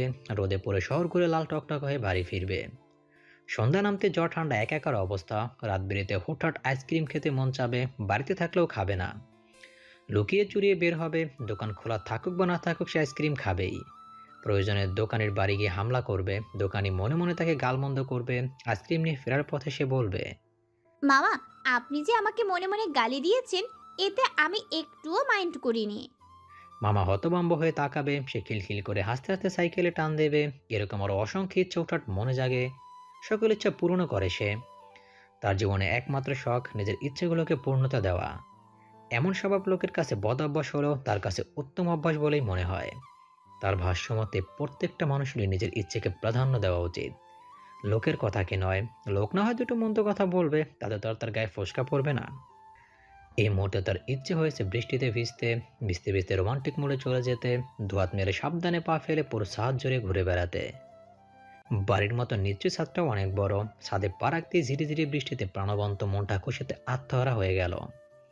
ছুটে গিয়ে আকাশের দিকে তাকিয়ে আবার চোখ বন্ধ করে ঘুরতে শুরু করলো। দুহাত দুদিকে মেলে দেওয়াতে শাড়ির লম্বা আঁচলখানা মেঝেতে লুটোপুটি খেল। ঝিরি ঝিরি বৃষ্টি কয়েক মুহূর্ত পরে ঝুমঝুম বৃষ্টিতে পরিণত হলো। হৈমি এবার ঘুরতে ঘুরতে চিৎকার করতে লাগলো আর বলতে লাগলো, আই বৃষ্টি ছেপে ধান দেব মেপে। বাকিটুকু বলার পূর্বে আঁচলে পা আটকে ধপাস করে মেঝেতে পড়ে গেল। কোমরে লাগলো খুব। এমন সময় চোখ গেল ডান পাশের কোণার দিকে। শটান হয়ে পিছমুখী হয়ে দাঁড়িয়ে আছে রুদ্র, ঠিক যেন সুঠামদের রোবট একটা। কষ্টে ভারাক্রান্ত মনে হৈমি সেদিকে তাকিয়ে উচ্চস্বরে গাইতে লাগলো, আই বৃষ্টি ছেপে ধান দেব মেপে, ধানের ভিতর পোকা, রুদ্র বেয়াই বোকা। ভ্রু কুচকে গম্ভীর চেহারায় পেছনে তাকালো রুদ্র। ঝুম বৃষ্টিতে ভিজে একাকার শরীর তার। চুলদারি সবটাই পানির ছোঁয়ায় নুইয়ে রয়েছে। সিগারেটে পোড়া গোলাপি ঠোঁট জোড়া বৃষ্টির ছোঁয়ায় ভীষণ স্নিগ্ধ লাগছে। সেদিকে তাকিয়ে হৈমি বলল, বোকা না হলে কি আর অমন সুন্দর ঠোঁট দুটো জঙ্গলের ভেতরে লুকিয়ে রাখে কেউ? কান দুটো গরম হয়ে গেল রুদ্রর। বিশ্রী ভঙ্গিতে বাম দিকে থুতে ফেলে এমনভাবে হৈমির দিকে এগোলো যেন দু পায়ে নয় 4 পায়ে হেঁটে এলো সে। হৈমির বুকের ভেতর হৃৎপিণ্ডটা তড়ক করে লাফিয়ে উঠল। তাকে ওঠার সময়টুকু দিল না রুদ্র। নিমেষে তেরে এসে তার এক কাজ চেপে ধরে চিৎকার করে উঠল, অসভ্য বেয়াদব বাজে মেয়ে। শক্তপোক্ত হাত চেপে ধরায় ব্যথায় কুকি উঠল হৈমি। সঙ্গে সঙ্গে রুদ্র তাকে ছেড়ে পেছন ফিরে বড় বড় করে শ্বাস ছাড়ল। ঠান্ডা আবহাওয়াতে রিল্যাক্স হতে ছাদে এসেছিল। অসভ্য মেয়েটা সে বিরক্ত করে মাথা খুব গরম হয়ে গেছে। হৈমি শাড়ি জড়িয়ে ধরে উঠে দাঁড়ালো। রুদ্র ধীর পায়ে আবারও রেলিংয়ের কাছে গেল। বার কয়েক ঢোক গিলে নিজেকে স্বাভাবিক করে নিল হৈমি। মনে তীব্র সাহস জগিয়ে রুদ্রর পাশে গিয়ে দাঁড়ালো, বলল, এই যে শুনুন, আপনি নিজেকে কি মনে করেন আমি অশুভ বেয়াদব বাজে মেয়ে? তাহলে আপনি কি? দেখুন, নেহাতি আমি একটা ভদ্র মেয়ে, তাই মাইন্ড করলাম না। অন্য কেউ হলে আপনাকে এক্ষুনি ধাক্কা দিয়ে ছাদ থেকে ফেলে ভবলিঙ্গা সাঙ্গ করিয়ে দিত। রুদ্রর ভাবলীলা সাঙ্গ হওয়ার বদলে আকস্মাৎ হৈমির ভাবলীলা সাঙ্গ হয়ে গেল। আকস্মাৎ গালে ঠাস করে একটা থাপ্পড় দিয়ে ক্ষান্ত হলো না রুদ্র। এক হাতে ছো মেরে মেয়েটাকে টেনে ছাদের নিচে ফেলে দিতে উদ্যত হলো। ভয়ে চোখ মুখ অন্ধকার করে চিৎকার দিল হৈমি। দোহাতে রুদ্রর একটি হাত খামচে ধরে হাউমাউ করে কেঁদে দিল। ভয়ে পা ছড়াছড়ি করতে করতে বারবার বলল, আম্মু, ভাইয়া। এতে রুদ্রের কোনো ভাবান্তর হলো না। সে আরামসে দাঁড়িয়ে রইল রেলিংয়ের এক পাশে, এক হাত সন্তর্পণে পকেটে গুজিয়ে দিয়ে, আরেক হাত রেলিংয়ের ওপাশে হৈমির জীবন রক্ষা করতে ব্যস্ত। বৃষ্টি না পড়লে একটা সিগারেট ধরালে পরিস্থিতিটা সুন্দরভাবে উপভোগ করা যেত। তবুও মন্দ লাগছে না ভেবেই হৈমির চেপে রাখা হাতটা একটু নাড়া দিল। আবারও অমনি মজাদার একটি চিৎকার ভেসে এলো হৈমির মুখ থেকে। রুদ্র অনুভব করলো বহু বছর পর তার বুকে অদ্ভুত আনন্দ অনুভূতি হচ্ছে। হাসতে ইচ্ছে করছে ভীষণ রকম। খুব কষ্টে নিজের গাম্ভীর্যতার সহায়তায় হাসিটুকু আড়াল করে নিল। এদিকে যে হাত পায়ের সরাসরিতে হৈমির আঁচল খুলে শাড়ির কুচি অর্ধেক খুলে গেল, তার কি হবে? কোন দিকে মায়া করে কাঁদবে মেয়েটা? সে না হয় বেয়াই মশার সঙ্গে একটুখানি মস্করাই করেছিল, তাই বলে তিনি তার জীবন ইজ্জত দুটোনেই মস্করা করবে? ঝুমঝুম বৃষ্টির দমকা হওয়ার বেগে বড্ড বেসামাল হয়ে পড়তে লাগলো। ঠিক যেমন নতুন প্রেমে পড়ার পর কপত কপতিদের মন বেসামাল হয়ে পড়ে। হৈমি ঝুলছে ঝুলছে তার হাত খোলা শাড়িটাও। চারিদিক থেকে শীতলের স্পর্শে ঝাপটা সে শুয়ে দিচ্ছে ওকে। শরীর হিম হয়ে মরা মানুষদের মতো অবস্থা। ঠোঁট জোড়া ভীষণ রকম কাঁপছে। কাঁপতে কাঁপতে রুদ্রের হাতে মাথা ঠেকালো হৈমি। ঠোঁট নাড়িয়ে ব্যর্থ কণ্ঠে বলল, আমার শাড়ি খুলে যাচ্ছে, আমার খুব শীত লাগছে। আজ আমার জীবন সম্মান দুটোরই আপনার হাতে। হৈমির নাস্তানাবোধ কণ্ঠ কর্ণপথ হতে বিস্মিত চোখে তাকালো রুদ্র। এমন একটি দৃশ্য দেখলো যে আকস্মাৎ তার বলিষ্ঠদের সর্বশক্তি নিঃশেষ হয়ে শ্বাসরোধ হয়ে আসলো। নাক দিয়ে বেরোলো উপ্ত নিঃশ্বাস, কান দিয়ে নির্গত হলো উষ্ণ হাওয়া। অনুভব করলো তার পুরুষালী চিত্ত ক্রমান্বয়ে চঞ্চল হয়ে উঠছে। যে অনুভূতিটি ইতিপূর্বে কখনোই অনুভব করেনি সে। ভুল হয়ে গেল, বিরাট বড় ভুল। যে হাত হৈমির দখলে, সে হাত ওঠানোর চেষ্টা করে অপর হাত বাড়িয়েও হৈমির হাত ধরে এক টানে ছাদের এপাশে আনলো। অর্ধেক শাড়ি রেলিংয়ের ওপারে রয়ে গেল। থরথর করে কাঁপতে কাঁপতে রেলিংয়ে হেলান দিয়ে বসলো হৈমি। মাথা তার নিচের দিকে, তার শরীরের অর্ধেক উন্মুক্ত। একজন প্রাপ্তবয়স্ক যুবক পুরুষের পুরুষালী চিত্ত চঞ্চল করার জন্য একটি অর্ধনগ্ন বৃষ্টিস্নাত কিশোরের শরীরে যথেষ্ট। রুদ্রেরও ব্যতিক্রম হয়নি। হৈমি সূচনার শাড়ি পরেছে, তাই ব্লাউজটাও সূচনার মাপের। ফলশ্রুতিতে হৈমির শরীরে তা বেশ ঢোলাঢালা হয়েছিল। শাড়ির আড়ালে যেটুকু বোঝা না গেল, শাড়ি বিনে স্পষ্ট হয়ে উঠল। ব্লাউজের ফাঁক ফোকর দিয়ে বক্ষ বন্ধনীতে দৃষ্টি পড়তে দম আটকে এলো। হন্তদন্ত হয়ে শাড়ির আঁচল টেনে আনলো রুদ্র। চোখ বন্ধ করে এক নিঃশ্বাসে হৈমির উদর থেকে বুক অব্দি পেঁচিয়ে দিয়ে বিড় করে বকতে বকতে ছাদ থেকে নিচে নেমে গেল। এরপর খুব বেশি সময় অতিবাহিত হলো না। ছাতা মাথায় সূচনা এলো ছাদে। ভয় কাতরে কণ্ঠে ছুটে এসে হৈমির কাঁধে স্পর্শ করলো সে, বলল, হৈমি, এই হৈমি, কি হয়েছে তোমার? হৈমির থেকে সাড়া পেল না। মেয়েটা সাড়া দেওয়ার অবস্থাতে নেই। সে শুধু আলগোছে নিজের দেহটা ছেড়ে দিল। সূচনা ভয়ে শিউরে উঠে একবার চিৎকার করলো। হৈমি! বেডে নিশ্চল দিয়ে ঘুমিয়ে আছে হৈমি। পাশে থার্মোমিটার হাতে বসে আছে মাহের। মা হামিদা রুমে ঢুকতে ঢুকতে বিচলিত কণ্ঠে বলল, বাবু, কত জ্বর? 104 ডিগ্রি। মুখে আঁচল চেপে কাঁদতে কাঁদতে বেডে এসে বসলো হামিদা। হৈমির গালে আলতো শুয়ে বলল, বাবু দেখ তো এটা কিসের দাগ? চিন্তান্বিত হয়ে হৈমির লালচে গালের দিকে তাকিয়ে রইল মাহের। গম্ভীর কণ্ঠে বলল, জ্ঞান ফিরুক, ওর মুখ থেকেই শুনবো। এঙ্গেজমেন্টটা পিছিয়ে দে বাবু, আমার খুব খটকা লাগছে। এবার আমি চিন্তা ভাবনা করতে চাই। ফস করে নিঃশ্বাস ছাড়লো মাহের, বলল, আগেই পিছিয়ে দেওয়া ঠিক হবে না আম্মু। হৈমি সুস্থ হয়ে উঠুক। রুম ছেড়ে বেরিয়ে গেল মাহের। ইতিমধ্যে সূচনার অসংখ্য মেসেজ এসে ভিড় জমিয়েছে। প্রতিটা মেসেজই বুঝিয়ে দিচ্ছে হৈমির জন্য তার উদ্বিগ্নতার মাত্রা। গভীর শ্বাস ফেলল সে। নিজের রুমে গিয়ে কল করলো সূচনার নাম্বারে। সঙ্গে সঙ্গে রিসিভ হলো। ওপাশ থেকে প্রচণ্ড উৎকণ্ঠিত গলার স্বর ভেসে এলো। হৈমি কেমন আছে? ওর জ্বর কমেছে? আন্টি কি খুব টেনশন করছেন? আসলে আমি বুঝতে পারিনি ও কখন ছাদে গেল। আপনি শান্ত হন সূচনা। মাহেরের শীতল কণ্ঠস্বর শুনতে চুপ করলো সূচনা, শান্ত গলায় বলল, আই এম সরি, আমি খুব অন্যায় করেছি। আমি ওর দায়িত্ব সঠিকভাবে পালন করতে পারিনি। আলতো হেসে মাহের বলল, আপনি ভীষণ বোকা সূচনা, এমন বোকামি করবেন না। আপনি কোনো অন্যায় করেননি। আমার বোনটাকে আমি জানি, তাই বিলিভ দ্যাট ওর ভুলের শাস্তিও পেয়েছে। শঙ্কিত কণ্ঠে সূচনা বলল, মানে? অসময়ের বৃষ্টিতে ভেজা তো সঠিক কাজ নয়, তাই না? আমি কি আসবো ওকে দেখতে? অনুমতি দিলে তো তখনই নিয়ে আসতাম, যখন আসার জেদ ধরছিলেন। আমি চাই আপনি একদম বধূ বেশে আমার বাড়িতে পা রাখুন। অস্বস্তি ভরা কণ্ঠে সূচনা বলল। রাখছি। সূচনা রাখছি বলল, ফোন কাটলো মাহের। আনমনেই ভাবল, আপনি লজ্জা পেয়েছেন সূচনা, কিন্তু আমি আপনাকে লজ্জা দেইনি। যা আমি দেইনি আপন মনেই তা পেয়ে আপনি লজ্জা পাচ্ছেন। এর অর্থ দাঁড়ায় আপনি সত্যি ভীষণ বোকা। মায়ের তীক্ষ্ণ বুদ্ধি অনেক কিছু টের পেয়ে গেল। তাই পরের দিন ভোরবেলা 2 কাপ কফি বানিয়ে বোনের ঘরে পা বাড়ালো। বেডের পাশে বসে দীর্ঘ সময় ডাকার পর মাথা ধরে উঠে বসলো হৈমি। মায়ের মৃদু স্বরে হেসে বলল, ডিয়ার সিস্টার, জ্বর কমে গেছে? জড়ানো কণ্ঠে হৈমি বলল। ফ্রেশ হয়ে আসছি। 2 মিনিটে ফ্রেশ হয়ে তোয়ালে দিয়ে মুখ মুছতে মুছতে বেডে এসে বসলো হৈমি। কফির মাগে চুমুক দিতে দিতে বোনের মুখশ্রীতে সূক্ষ্ম দৃষ্টি বোলালো মাহের। হৈমি কফির মগ হাতে নিয়ে ভীষণ সিরিয়াস হয়ে বসলো। মাহের বলল, সত্যি ঘটনাটা খুলে বলো। কাল কি হয়েছিল তোমার? কাকে ভয় পেয়েছো? কয়েকবার ঢোক গিলল হৈমি। বলল, ভাবি খুব ভালো ভাইয়া, ভাবির কোনো দোষ নেই। দোষটা কার? কার আবার? ওই যে জঙ্গলের রাজা গোমরামুখ রোবট মার্কা বিআইটার। ফালতু বকছো। সিরিয়াসভাবে বলো, ও তোমার গায়ে হাত তুলেছে? হৈমি সবটাই খুলে বলল মাহেরকে। সবটা শুনে হৈমির প্রতি স্বাভাবিক রাগ হলো, রুদ্রের প্রতি তীব্র ক্ষোভের সৃষ্টি হলো। অনুক্রমে নিজেকে সংযত করে বলল, মুখ খুব বেশি চালাও তুমি হৈমি। সরি। এই সরির কোনো মূল্য আছে? তুমি প্লিজ রাগ করো না। রাগ হচ্ছে। হৈমি ভীত কণ্ঠে বলল, আম্মু এঙ্গেজমেন্ট পেছাতে বলছে কেন? জানি না।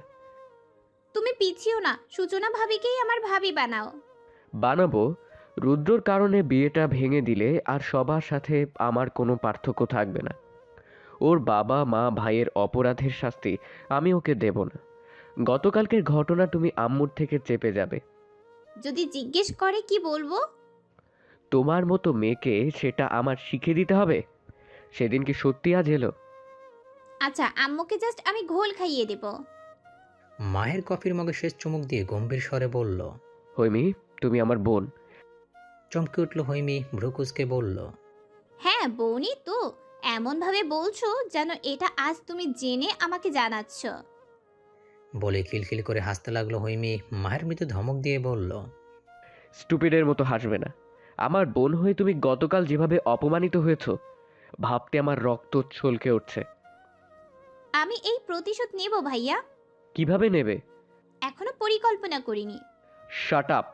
হৈমি আহ্লাদ করে বলল। বকছো কেন? ক্ষুব্ধ কণ্ঠে মাহের বলল, তোমার প্রতিশোধ মানেই তো স্টুপিডের মতো কাণ্ড। শোনো হৈমি, অন্যায় তুমিও করেছো ঠিক, কিন্তু রুদ্র যা করেছে তাকে অপমান বলে, অসভ্যনাও বলে। এর জবাব ওকে আমি দেব, তোমাকে দিয়ে। পিটপিট করে তাকিয়ে হৈমি বলল, কিভাবে? আমি যা বলবো তাই শুনতে হবে তোমায়। মন খারাপ হলো হৈমির। মুখ ভার করে বলল, আমি জানি এখন তুমি চুপ করে থাকতে বলবে, কিন্তু আমি তো চুপ থাকতে পারি না, আমার দম বন্ধ লাগে। নীরবতার চেয়ে বড় জবাব যেমন হয় না, তেমনি বড় অপমানও নেই। আমি তোমাকে তোমার স্বভাবের বিরুদ্ধে যেতে বলছি না, আমি তোমাকে বলছি প্রতিশোধ নিতে। তুমি শুধু এক জায়গায় মুখ বন্ধ রেখে প্রতিশোধ নিতে পারো। উৎসুক হয়ে তাকিয়ে হৈমি বলল, তাই? হ্যাঁ, আজকের পর থেকে রুদ্র নামে তুমি কাউকে চেনো না। আমি কি বলছি বুঝতে পেরেছো? মায়ের চোখে চোখ রেখে মাথা নাড়ালো হৈমি। দৃঢ় স্বরে বলল, খুব বুঝেছি। এঙ্গেজমেন্টের 7 দিন পর বিয়ের আয়োজন করা হলো। শেখ বাড়িতে বহু বছর পর আত্মীয় স্বজন, পাড়া প্রতিবেশী সকলের উপস্থিতিতে চমকপ্রদ এক অনুষ্ঠান অনুষ্ঠিত হয়েছে। পৌর বংশের একমাত্র মেয়ে সূচনা ভীষণ আদরের। মেয়ের বিয়ে উপলক্ষে 1 মাসের জন্য দেশে এসেছেন রিদওয়ান শেখ। চাচাতো ভাই রাদিফের পরিবার, ছোট চাচা রিজওয়ানের পরিবার সকলেই উপস্থিত এই বিয়েতে। বিয়েটা সুষ্ঠুভাবেই সম্পন্ন হলো। বিদায়ের পূর্বে নবদম্পতিকে মেয়ের বাড়ির সকল আত্মীয় স্বজনদের সঙ্গে পরিচয় করানো হচ্ছে। এই ফাঁকে বান্ধবীদের নিয়ে বেয়াইদের সঙ্গে ছাদে গেল হৈমি। সকলে মিলে বেশ কিছু ফটোশ্যুট করলো। সময়টা সন্ধ্যার আগ মুহূর্ত। ভাই ভাবিকে রেখে ছাদে আসতে ইচ্ছে করছিল না হৈমির, আসতে বাধ্য হলো রুদ্রর তীক্ষ্ণ দৃষ্টিজোড়া দেখে। এই দৃষ্টিজোড়া আজ নতুন নয়, পুরনো। ঠিক যেদিন থেকে হৈমি তাকে ইগনোর করছে সেদিন থেকে রুদ্রর এমন দৃষ্টির শিকার হচ্ছে। প্রথমে ভরকে গেল, পরে আড়ালে গিয়ে খুশিতে নাচানাচি করছে। মুখ সে বন্ধ রাখতে পারেনি, কথা না বলে টিকতে পারেনি 1 মিনিটও। তবে সে কথাগুলো বলেছে সাদমানের সঙ্গে, সোহান রোশানের সঙ্গে, 3 কাজিনের সঙ্গে। হৈমির গদগদ ভাবটা যেন সহ্য হচ্ছিল না রুদ্রর। গা জ্বলে পড়ে খাক হয়ে যাওয়ার মতো অনুভূতি হচ্ছিল। টের পেয়ে ওদের সঙ্গে মেলামেশা বাড়িয়ে দিয়েছে হৈমি। ভাইয়ের উপদেশে সত্যি সত্যি সেদিনের পর থেকে রুদ্রর সঙ্গে কথা তো দূরে থাক, স্বেচ্ছায় সামনেও যায়নি। আশেপাশে থাকলেও এড়িয়ে গেছে। কখনো সামনে পড়লে তাকে দেখি অন্যদের সঙ্গে গল্প জুড়ে দিয়েছে। রাদিফের ছোট ভাই সাদমান, রিজওয়ানের 2 ছেলে সোহান এবং রোশানের সঙ্গে হৈমির পরিচয় হয়েছে এঙ্গেজমেন্টের দিনেই।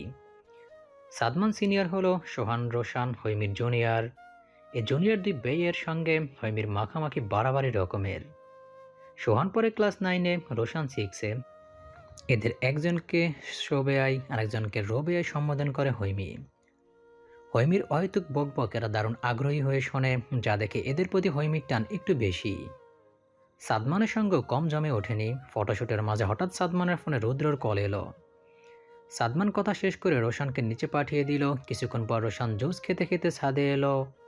মাগরিবের আজান দিচ্ছে বলে হৈমি সকলকে বলল, গাইস, এবার আমাদের নিচে যেতে হবে, আর বেআইরা বাকি আড্ডা আমাদের বাসায় হবে। রাতে দারুণ কিছু অপেক্ষা করছে তোমাদের জন্য। হৈমির কথা শেষ হতেই প্রচণ্ড তাড়া নিয়ে রোশান বলল, বেয়ান আপু, নিচে যাওয়ার আগে আমি সবাইকে ডান্স করে দেখাতে চাই। হৈমির বান্ধবী নয়ন হো হো করে হেসে উঠল, বলল, তাই নাকি? তো দেখান আপনার ডান্স বাচ্চা বেয়াই। সকলেই হই হই করে উঠল। রোশানও হেলিয়ে দুলিয়ে ডান্স করতে শুরু করলো। হৈমি ভিডিও করার জন্য উদ্যত হতেই হঠাৎ রোশান তার সামনে এসে কোমর দোলাতে লাগলো। হাসতে হাসতে এক একজনের পেটে খিল ধরে যাচ্ছে। সকলের হাসির তালে রোশান লাফাতে শুরু করলো। লাফাতে লাফাতে হাতে থাকা গ্লাসের সম্পূর্ণ জুস ঢেলে দিল হৈমির গায়ের ওপর।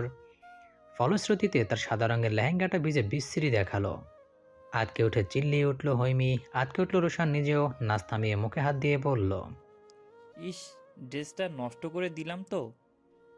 নাক ফুলিয়ে রোশানের কান মলে দিল হৈমি, গটগটিয়ে বলল, ইচ্ছে করে করেছো তুমি, আমি সব বুঝতে পেরেছি। এসব কে শিখিয়েছে তোমায়? ওই গুন্ডাটা নিশ্চয়ই। সাদমান হাসতে হাসতে বলল, যত দোষ এখন আমার ভাইয়ের। সে এসবের আগেও নেই, পরেও নেই, তবুও তাকে টানছেন কেন? কাহিনী কি? সোহান বলল, রোশান ইচ্ছে করে করলেও মন্দ করেনি। বেয়ানের সঙ্গে একটু আধটু হয়েই থাকে। বেয়াইদের কথা শুনে হৈমি সহ হৈমির বান্ধবীরা মিলে ঝগড়া বাঁধিয়ে দিল। নিচে যাওয়ার আগে নয়ন সাদমানকে শাসিয়ে গেল, এর প্রতিশোধ আমরা নিয়েই ছাড়ব। নিচে যাওয়ার পর হৈমির অবস্থা দেখে সাদমানের মা জেরিন থেকে সূচনার রুমে গিয়ে পোশাক পাল্টে নিতে বলল। নাক ফুলিয়ে হৈমি বলল, আমি তো আর কোনো ড্রেস আনিনি চাচি। সূচনার কাবার থেকে একটা শাড়ি পরে নাও। আমি শাড়ি পরতে পারি না। আহারে, মন খারাপ করছো কেন? তুমি যাও, আমি কাউকে পাঠাচ্ছি। কাউকে না, পেলে আমিই যাব। হৈমি যখন সূচনার রুমে গেল, আড়াল থেকে রুদ্র বেরিয়ে এলো। রোশান তাকে চোখ টিপ দিতেই রুদ্র বাঁকা এসে পা বাড়ালো সূচনার রুমের দিকে। হৈমির বান্ধবীদের অনেকেই বিয়ে বাড়ি থেকে নিজের বাড়ি চলে গেল। থেকে গেল নয়নের সঙ্গে গুটি কয়েক বান্ধবী। জেরিন সূচনার এক বান্ধবীকে বলল সূচনার ননদকে শাড়ি পরিয়ে দিতে। সে সূচনার রুমেই আছে। সূচনার বান্ধবী কথা মতো সূচনার রুমের সামনে পর্যন্ত যেতেই হঠাৎ রুদ্র তার সামনে দাঁড়ালো। হকচকিয়ে গিয়ে ঢোক গিলল সে। রুদ্র বাঁকা হেসে বলল, মিম তোমার নাম তাই না? কাঁপা কাঁপা কণ্ঠে মিম বলল, জি ভাইয়া। গুড। এখানে ঠিক এভাবেই দাঁড়িয়ে থাকবে যতক্ষণ না আমি বের হব, ঠিক ততক্ষণ। কেমন? কপালে বিন্দু বিন্দু ঘাম জমতে শুরু করেছে মিমের। দম আটকে সে মাথা নাড়ালে রুদ্র বলল, কেউ এলে বলবে ভেতরে প্রবেশ নিষেধ। ভেতরে গিয়ে দরজা আটকে দিল রুদ্র। ভয়ে থরথর করে হাত পা কাঁপতে শুরু করলো মিমের। তার মনে কি চলছে বোঝা গেল না, শুধু মনের আতঙ্কিত ভাব চোখে মুখে স্পষ্ট হয়ে উঠল। বিড়বিড় করে বলল, নারী বিদ্বেষী রুদ্র ভাই আমার সঙ্গে কথা বলল। হায় আল্লাহ, রুদ্র ভাই আমার সঙ্গে কথা বলেছে। ড্রেসিং টেবিলের সামনে দাঁড়িয়ে নিজের মেয়েধীন পেটটা পিট পিট করে দেখছে হৈমি। মেরুন রঙের ব্লাউজ পেটিকোট পরার ফলে তার শুভ্র দেহক্ষণের উজ্জ্বলতা দ্বিগুণ বেড়ে গেছে। নিজেকে আপাদমস্তক কিছুক্ষণ দেখে নিয়ে ভাবলো বিছানায় রাখা শাড়ির ভাঁজটা খোলা যাক, সে পর্যন্ত কেউ নিশ্চয়ই আসবে ভেবে নিয়ে যখন বিছানার দিকে ঝুঁকলো তখন এই সুইচ টেপার শব্দ শুনলেও সঙ্গে সঙ্গে পুরো রুম অন্ধকার আচ্ছন্ন হয়ে গেল। সে ভয় পেয়ে চিৎকার দিল। কে কে? মুহূর্তে বলিষ্ঠ একটি হাত তার মুখ চেপে ধরলো। আতঙ্কিত হয়ে ধস্তাধস্তি শুরু করলো হৈমি। মুখে চেপে রাখা হাতটি অল্প আলগা হতে সজোরে কামড় দিল। সঙ্গে সঙ্গে হাতটা মুখ থেকে সরে গেল। রাশভারে এক কণ্ঠস্বর শুনতে সর্বাঙ্গ শিউরে উঠল হৈমির। মিস হৈমি, আপনার গুন্ডা গ্রাস গুন্ডামি করতে হাজির। এটুকু বলেই পেছন থেকে এক হাত দিয়ে পুনরায় শক্ত হাতে হৈমির মুখ চেপে ধরল। আরেক হাতে হৈমির পেট পেঁচিয়ে ধরে উত্তপ্ত নিঃশ্বাস ছেড়ে হৈমির কোমল স্কন্ধে কামড় বসালো। শরীর শিউরে ওঠে, স্পন্দন প্রায় বন্ধ হওয়ার উপক্রম। মুখ দিয়ে বের হলো অস্পষ্ট আওয়াজ। সে আওয়াজ শুনে রুদ্র মুখ তেল ওর কানের কাছে ঠোঁট ছুঁয়ে বলল, এভাবে কামড়াতে হয় যা হৃদয় কাঁপিয়ে তুলে? তরতর করে কাঁপতে থাকা হৈমিকে নিজের দিকে ঘোরালো। রুদ্রর একঝাঁক উত্তপ্ত নিঃশ্বাস আছড়ে পড়ল হৈমির মুখশ্রীতে। চোখজোড়া শক্ত করে বুঝে প্রাণপণে ছোটার চেষ্টা করলো হৈমি, কিন্তু পারল না। রুদ্র তাকে শূন্য তুলে সুইচ বোর্ডের কাছে গিয়ে সুইচ অন করলো। চোখ খুলে ভয়ার্ত চোখে রুদ্র দুর্বৃত্ত চেহারাটা দেখে নিল হৈমি। বাঁকা এসে হৈমির ঠোঁট জোড়া থেকে হাত ছড়ালো রুদ্র। বড় বড় করে শ্বাস নিয়ে চেঁচামেচি শুরু করলো হৈমি। রুদ্র মাথার বুকে এলো পাতারে কিল ঘুষি দিতে লাগলো। রুদ্র মাথা নিচু করে এক হাতে কৌশলে মোবাইল ফোন বের করে ক্যামেরায় গিয়ে ভিডিও অন করে ফোনটা এমন জায়গায় রাখলো যেখান থেকে তাদের স্পষ্ট দেখা যাবে। চোখ বন্ধ করে চিৎকার চেঁচামেচি হাত পা ছড়াছড়ি করতে করতে ভয়ানক এই কাণ্ডটা দেখতে পেল না হৈমি। হঠাৎ করে তাকে বিছানায় ছুঁড়ে ফেলা হলো। লজ্জায় ভয়ে কুঁকড়ে গেল, চিৎকার থামালো না। রুদ্র চোখ রাঙিয়ে তার দিকে এগোতে এগোতে বলল, স্বেচ্ছায় আমার ভেতরে উন্মাদ সৃষ্টি করে আমাকে ইগনোর। বলতে বলতে হৈমির খুব কাছে চলে গেল সে। হৈমি পিছিয়ে যেতে উদ্যত হতে ওর পিঠ আঁকড়ে ধরে কাছে টেনে আনলো। চিৎকার চেঁচামেচি থামাতে আচমকা ঠোঁট জোড়া নিজ ঠোঁট দ্বারা আবদ্ধ করে নিল। দু চোখ দিয়ে অশ্রু ছেড়ে হৈমি যখন নড়াচড়া থামিয়ে দিল তখন রুদ্র নিজেও থেমে গেল। ইতিমধ্যে ঠিক কোন মাত্রায় অসংলগ্নতা করেছে সে হারে হারে টেরও পেল। তবুও বিন্দু আফসোস রাখলো না মনে। নিশ্চল হৈমিকে বুকের মধ্যখানে অতি সন্তর্পণে চেপে নিয়ে কর্কশ কণ্ঠে বলল, হয় মরেছ নয় মেরেছ, এবার শুধু ভুগবে। অকস্মাৎ রুদ্রর গলা টিপে ধরল হৈমি। ক্রোধে কাঁপতে কাঁপতে চিৎকার করে বলল, এটা কি করলেন আপনি? আপনাকে আমি পুলিশে দেব। আপনি খুব জঘন্য একটা মানুষ। চল শক্ত করে হৈমির দুহাত চেপে ধরল রুদ্র। মস্তিষ্ক বলল আরও কিছু হওয়া উচিত, নয়তো প্ল্যান সাকসেসফুল হবে না। মস্তিষ্কে কথাগুলো চলতে ঝড়ের গতিতে হৈমিকে বিছানায় ফেলে নিজের অর্ধেক শরীরটা ওর উপর ছেড়ে দিল। দানবের মতো শরীরটা নিজের ক্ষুদ্র শরীরে ঝাঁপিয়ে পড়তে দম বন্ধ হয়ে এলো। চোখ বড় বড় করে কেঁদে উঠল হৈমি। বলল, ও মা গো, মরে গেলাম। রুদ্র বাঁকা হাসলো। হৈমির ছটফটে হাত দুটো নিজের শক্ত হাত দ্বারা বেঁধে নিয়ে অত্যন্ত নিবিড়ভাবে কোমল গ্রীবাদে সে ঠোঁটের বিচরণ চালালো। পরাস্ত হৈমি ছটফট করতে করতে চাপা কান্নায় ভেঙে পড়ল। কি হচ্ছে সব তার সাথে, কে বাঁচাবে তাকে? বারবার আল্লাহকে স্মরণ করতে লাগলো। মনে পড়ল সমাজে ধর্ষিত হওয়া নারীদের শেষ পরিণতি। তার জন্য কি এমন কিছু অপেক্ষা করছে? দরজায় ঠক ঠক শব্দ হতে রুদ্র থেমে গেল। দরজার বাইরে থেকে নয়ন বলল, হৈমি, মিমাপু তোকে শাড়ি পরাবে বলে দাঁড়িয়ে আছে, তুই দরজা খুলছিস না কেন? হৈমি লাফ দিয়ে ওঠার চেষ্টা করে যে চিৎকার দেবে, অমনি রুদ্র তার মুখ চেপে ধরল, শাসিয়ে বলল, শব্দ করবে না, একদম চুপ।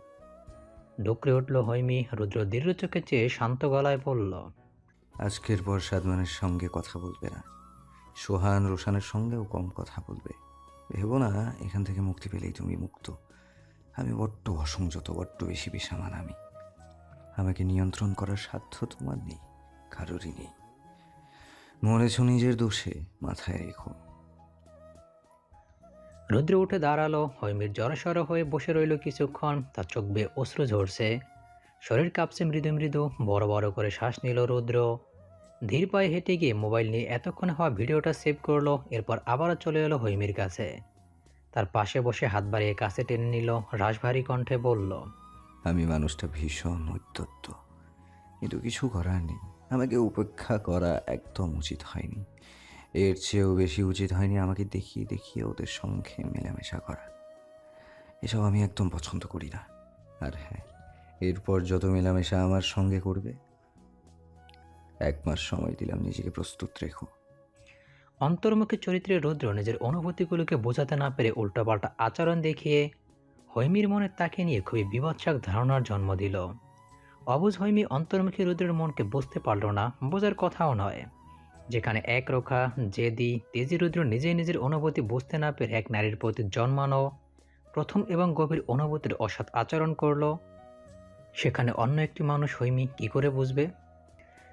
সূচনা মায়ের বাসর ঘর বান্ধবীদের সহায়তায় নিজ হাতে সাজিয়েছে হৈমি।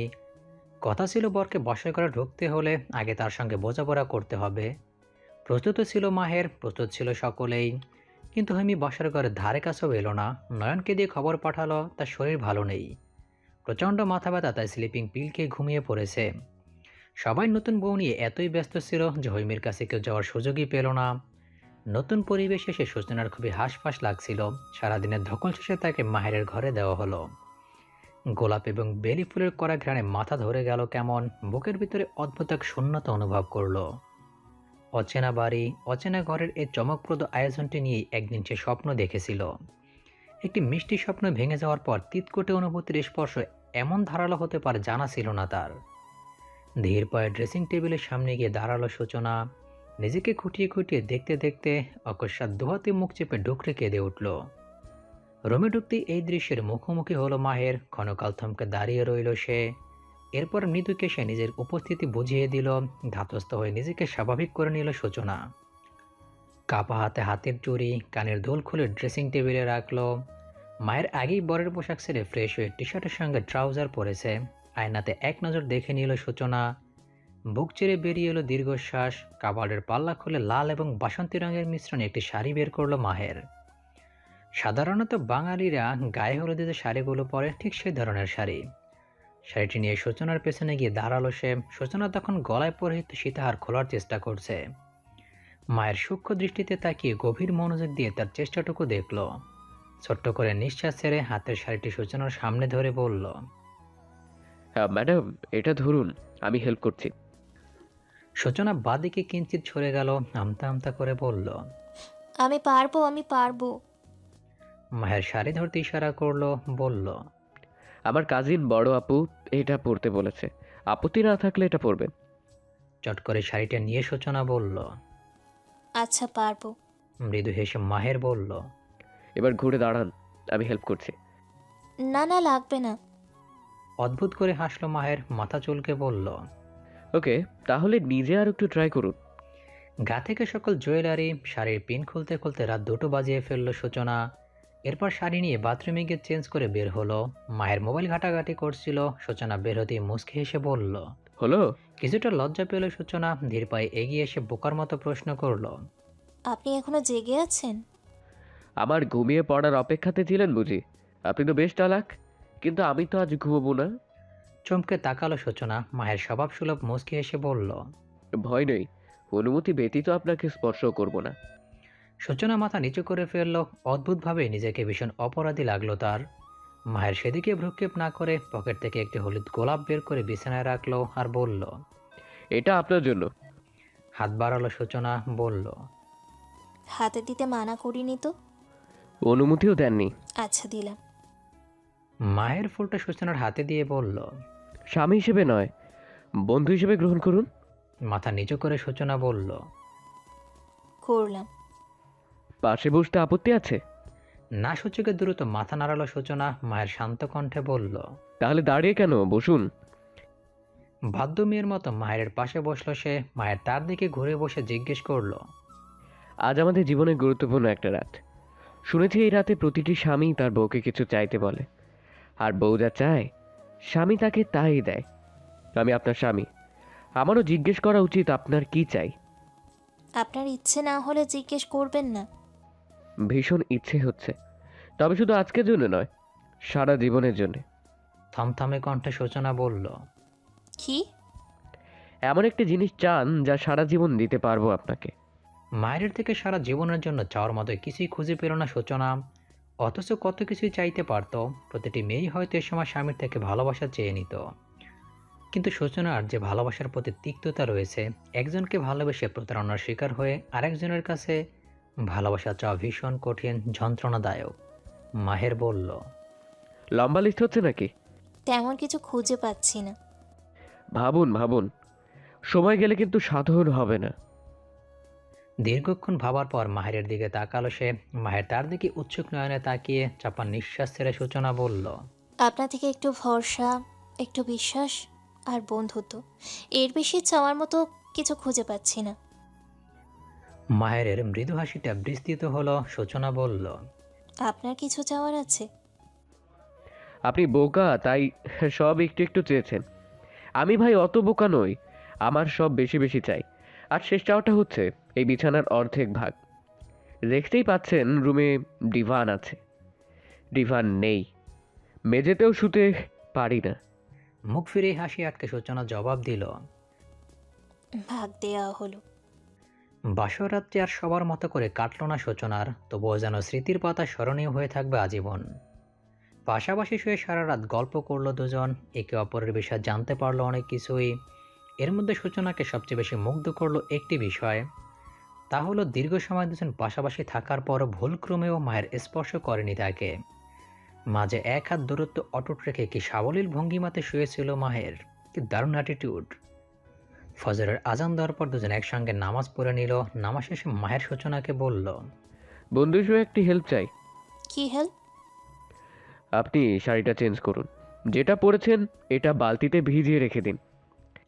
সূচনা লজ্জিত হলে ভীষণ। মায়ের কিছুটা জড়তা নিয়ে বলল, কাজিন ভাই বোন ভাবিরা প্রচণ্ড দুষ্ট, এসব নিয়ে তাদের কৌতূহলের শেষ নেই। আর মুরব্বীদেরও দেখা যাবে সকাল হলে এটা নিয়ে ছোটরা ট্রল করবে, বড়রা সালিশ বসাবে। আমি চাচ্ছি না বিষয়টা নিয়ে কথা হোক। তাছাড়া মা এমনিতেই টেনশনে আছে, সে ধারণা করবে আমি অতীত আঁকড়ে ধরে আপনার প্রতি অবহেলা করেছি। বৌভাতের অনুষ্ঠান শেষ হলো। জ্বর ঠান্ডার অজুহাত নিয়ে হৈমি কার সামনে এলো না। মায়ের ভীষণ চিন্তিত হয়ে পড়ল, হঠাৎ করে কি হলো মেয়েটার। মেয়ের বাড়ির লোকজন বর বউকে ফিরে নিয়ে যাবে, কত কি প্ল্যান ছিল হৈমির, অথচ গত রাত থেকে সবকিছুতে অনুপস্থিত সে। সূচনা বাবার বাড়ি যাওয়ার আগে হৈমির সঙ্গে দেখা করতে এলো, সঙ্গে মাহের। হৈমি কাঁথা গায়ে দিয়ে শুয়েছিল, ওদের দেখে উঠল না। মায়ের গায়ে হাত দিয়ে দেখলো তেমন জ্বর নেই। সূচনা হৈমির মাথায় হাত বুলিয়ে দিয়ে বলল, তোমাকে ছাড়া কিন্তু যাব না আমি। মায়ের অনেক বোঝালো, সন্দেহ করে অনেক কিছু জিজ্ঞেস করলো, উত্তর দিল না হৈমি। তার এক কথা, সে যাবে না। হৈমির এইরূপ আচরণ চাপা রইল না, একে একে সবার মাঝে ছড়িয়ে পড়ল। সূচনাও জেদ ধরে বসে রইল, হৈমি না গেলে সে বাবার বাড়ি যাবে না। হৈমির মা হামিদা এসে মেয়েকে বকাঝকা করলেন, তবুও কাজ হলো না। মায়ের মাকে শান্ত করে হৈমির রুম থেকে বের করে নিয়ে গেল। সূচনাকে ইশারা করে গেল আরেকটু বোঝাতে সে আসছে। সূচনার কাজিন সোহান রোশন যখন শুনল হৈমি তাদের বাড়ি যাবে না বলে সূচনাও যাবে না জেদ ধরেছে, তখন এই খবর বিদ্যুৎ গতিতে রুদ্রর কানে পৌঁছে দিল। ঠিক তার 10 মিনিট পরে হৈমির ফোনে আননোন নাম্বার থেকে মেসেজ এলো, মিস বকবাবানি হোয়াটসঅ্যাপে গিয়ে আমার এবং আপনার দারুণ হটেড ভিডিওটি একবার দেখে আসুন, সব ঠিকঠাক আছে কিনা। সূচনা মুখ ভার করে বসেছিল, হৈমি হঠাৎ লাফ দিয়ে উঠে বসলো। সূচনা চমকে গিয়ে বড় বড় করে তাকালো হৈমির দিকে। হৈমি ভয়ার্ত চোখ করে কাপা হাতে ফোনের সাউন্ড অফ করে হোয়াটসঅ্যাপে ঢুকলো। অচেনা নাম্বার থেকে পাঠানো ভিডিওটা দেখে যেন তার পায়ের নিচ থেকে মাটি সরে গেল, মাথায় ভেঙে পড়লো আস্ত আকাশ। বার কয়েক ঢোক গিলে কাপা হাতে মেসেজ করলো, এসব কি? সঙ্গে সঙ্গে রিপ্লাই এলো, সময় মাত্র 15 মিনিট, এর মধ্যে তৈরি হবে এবং ভদ্র মেয়ের মতো সূচনার সঙ্গে আমার বাড়িতে আসবে। কথা অনুযায়ী কাজ না হলে 1 ঘন্টার মধ্যে আমার বাড়িটা তোমার জন্য পার্মানেন্ট হয়ে যাবে। Okay darling, I am waiting. Ready হতে হতে আধ ঘন্টা লেগে গেল হৈমির। আজ সে সাজের বেলায় বেশ কৃপণতা করলো। তার এরূপ আচরণ দেখে মা হামিদা নিজে বিস্মিত হয়ে বললেন, কিরে, তোর কি হলো? মুখটা এমন ফ্যাকাশে লাগছে কেন? থতমত খেয়ে গেল হৈমি। সূচনা বলল, তুমি তো স্বাস্থ্যে ভীষণ ভালোবাসো হৈমি, তুমি তো সাজতে ভীষণ ভালোবাসো হৈমি, তাহলে আজ কেন এমন করছো? সত্যি করে বলো তো কি হয়েছে তোমার? বার কয়েক ঢোক গিলে আমতা আমতা করে পুনরায় ড্রেসিং টেবিলের সামনে গেল হৈমি। এতক্ষণ সাজের বেলায় কৃপণতা করলো, মা ভাবের কথা শুনে ঠোঁট জোড়াতে গাঢ় করে লিপস্টিক লাগালো। এরপর তাদের সামনে এসে চোখ পিটপিট করে ব্যস্ত গলায় বলল, এই তো সেজেছি আম্মু। ভাবি কেমন লাগছে আমায়? আচ্ছা আম্মু, তুমি এমন কেন বলো তো? বেশি সাজগোজ করায় কম তো বকাঝকা করো না। বেশি কথা বললেও শাসন করে করে আমার ছোট্ট হৃদয়খানা অতিষ্ঠ করে ফেলো।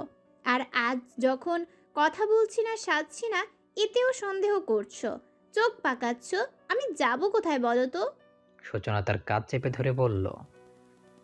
আমাদের বাড়ি যাবে, চলো। চমকে উঠল হৈমি, নিঃশ্বাসে অস্থিরতা বেড়ে গেল তার। হামিদা মেয়ের মাথায় হাত রেখে বলল, তুই যেমন তেমনি থাক মা, শুধু ও বাড়ি গিয়ে বুঝে শুনে কথা বলিস। সন্ধ্যার আগ মুহূর্তে নবদম্পতি পা রাখল শেখ বাড়িতে। কিছু নিয়ম রীতি পালন করে বাড়ির ভেতরে প্রবেশ করানো হলো তাদের। ভাই ভাবির সঙ্গে শেখ বাড়ির ড্রয়িং রুমে পা রাখতেই সোফার মাঝ বরাবর পরিচিত দুর্ধর্ষ বলিষ্ঠ দেহের পুরুষটিকে দেখে আত্মা শুকিয়ে গেল হৈমির। ঘন ঘন ঢোক গিলতে শুরু করলো সে। যতটা সম্ভব ভাইয়ের গা ঘেঁষে থাকতে লাগলো। পায়ের উপর পা তুলে বেশ আয়েশ করে বসে আছে রুদ্র। তার পাশে গিয়েই বসলো মাহের। টুকটাক কথা বলল সে রুদ্রর সঙ্গে। হৈমি তখন ড্রয়িং রুমের এক পাশে দাঁড়ানো। সূচনা রান্নাঘরে গিয়ে দাদিনার চাচিদের সঙ্গে কথা বলছে।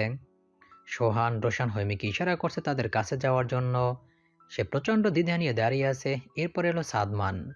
সিঁড়ি দিয়ে নামতে নামতে সে বলল, আরে হৈমি যে, তোমাদের ওখানে যাওয়ার পর তো তোমার দেখাই মিলল না। ডেকে ডেকে নিয়ে গিয়ে কোথায় পালিয়েছিলে? আজ রাতে কিন্তু আর পালানোর সুযোগ নেই। রোশান চিল্লিয়ে উঠে বলল, ব্রো, আজ কিন্তু আমরা সবাই মিলে লুডো খেলবো। সোহান শার্টের কলার উঁচিয়ে বলল। তীব্র অপমান বোধ করলো হৈমি, আঙুল উঠিয়ে বলল, এই হৈমিকে লুডো খেলায় হারানো এত সহজ নয়। বোনের কথা শুনে আলতো হেসে রুদ্রর সঙ্গে কথায় মনোযোগ দিল মাহের। আকস্মিক সব ভয় জড়তা ত্যাগ করে নিজের স্বভাবে চলে গেল হৈমি। ছোটখাটো ঝগড়া লেগে গেল সবার সঙ্গে। মাহেরের জরুরি কল আসা সে রুদ্রের পাশে থেকে উঠে বাইরে চলে গেল। তর্ক বিতর্কে মশগুল হৈমি টেরি পেল না রুদ্রর কঠোর দৃষ্টিজোড়া তার পানি স্থির। যখন টের পেল চুপসে গেল, জড়সড় হয়ে দাঁড়িয়ে পড়ল সে। ঘন ঘন ঢোক গিলে আর চোখে রুদ্রকে দেখতে দেখতে আমতা আমতা করে উত্তর দিল সকলকে। এমন সময় রুদ্রর দাদিন কাজের মেয়েকে দিয়ে হালকা নাস্তা পাঠালো সকলের জন্য। সোহান রোশান সাদমান তিন ভাই হুমড়ি খেয়ে পড়ল খাবারের দিকে। সূচনা পোশাক পরিবর্তন করার জন্য উপরে চলে গেল। হৈমি তার পেছন পেছন যেতে পা বাড়াতেই তাকে উদ্দেশ্য করে দাদিন বলল, ওই মেয়ে, তুমি এত চুপচাপ কেন গো? এমনিতে তো মুখে খই ফুটে, নাকি আত্মীয়তা করানোর জন্য ওটা নাটক ছিল? চোখ দুটো বড় বড় করে স্থির হয়ে দাঁড়িয়ে গেল হৈমি। আর চোখে রুদ্রের দিকে তাকাতেই দেখতে পেল সাহেব বেশ আয়েশ করে বসে ঠোঁটে তর্জনী ছুঁয়ে বদমাশি হাসি হাসছে। নিমেষে চিৎকার করে মাথায় বেঁধে রাখা ঝাঁকড়া চুলগুলো খামচা ধরতে ইচ্ছে করলো হৈমির। মনের বিশাল কষ্টটুকু চেপে রেখে জোরপূর্বক ঠোঁটে হাসি টেনে বলল, কই, আসলে শরীরটা ভালো নেই দাদি। দাদিন সন্তুষ্ট হলো না, মুখে তীব্র অসন্তোষ ফুটিয়ে তুলে বলল, থাক, আর জোর করে হাসতে হবে না, নাস্তা করো। ঠোঁট উল্টে হৈমি ডাকলো। ও দাদিন। দাদিন চলে যেতে উদ্যত হয়েছিল। হৈমির কথায় ফিরে তাকাতেই হৈমি তরক করে তার সামনে এসে টপ করে গালে চুমু খেলো, বলল, রাগ করে না দাদিন, প্লিজ। আসলে কি হয়েছে বলো তো? আমার আশেপাশে একটা লম্বা মোটাসোটা বড় বড় হাত, বড় বড় চোখ, বড় দাড়িওয়ালা মৌমাছি ঘুরপাক খাচ্ছে। তুমিই বলো, মৌমাছি আশেপাশে থাকলে কি আমরা স্বাভাবিকভাবে চলাফেরা করতে পারি? তারপরেও যদি একবার সেই মৌমাছি কামড়ায়। ঠাস করে কিছু একটা পড়ে যাওয়ার শব্দ পেতে চমকে উঠল সকলে। সবচেয়ে বেশি চমকালো হৈমি, যার ফলে ভয়ে সিটিয়ে দাদিনের পেছনে গিয়ে দাঁড়ালো সে। টি টেবিলের উপরে রাখা গ্লাসটা কিভাবে পড়লো বুঝতে পারলো না কেউ, কিন্তু ওখানে রৌদ্র বসা ছিল, সে এখন নেই। দাদিন বিচলিত হয়ে চারপাশে তাকাতে দেখতে পেল রৌদ্র সিঁড়ি ভেঙে উপরে উঠছে। বাকি তিন নাতির ঠোঁট অল্প ফাঁক, চোখ রৌদ্রর যাওয়ার পানি স্থির। ডিনার করার সময় সকলে একসাথে হওয়ার পর হঠাৎ দাদিন হৈমিকে জিজ্ঞেস করলো, তা হিমু, তুমি যেন কিসের মৌমাছির কথা বলছিলে? বড় বড় দাঁত, হাত কিসের যেন? মায়ের চিন্তিত হয়ে বোনের দিকে তাকালো। রৌদ্রর ছোট ভাই তিন ভাই হো করে হাসতে লাগলো। মৌমাছির বড় বড় হাত দাঁত আস্তে আস্তে ডাইনিং টেবিল কাঁপিয়ে ফেলল ওরা। হৈমি কাচুমাচু হয়ে সম্মুখে গম্ভীর হয়ে বসে খাবার খাওয়া রুদ্রের দিকে এক পলক তাকিয়ে নিজের খাওয়ায় মন দিল। দাদিন আবারও হৈমিকে প্রশ্ন করলো। সূচনা তাকে থামিয়ে দিয়ে বলল, আহ দাদিন, হৈমি মজা করেছে তোমার সঙ্গে। সকলে খাওয়া শেষ, শুধু হৈমিরই বাকি। দাদিন বলল, এত সময় নিয়ে খাওয়া ঠিক না। তোমার মনে হয় খাওয়াতে মনোযোগ নেই। খাওয়ার সময় এমন উদাস ভাব ভালো লক্ষণ না, বুঝছো?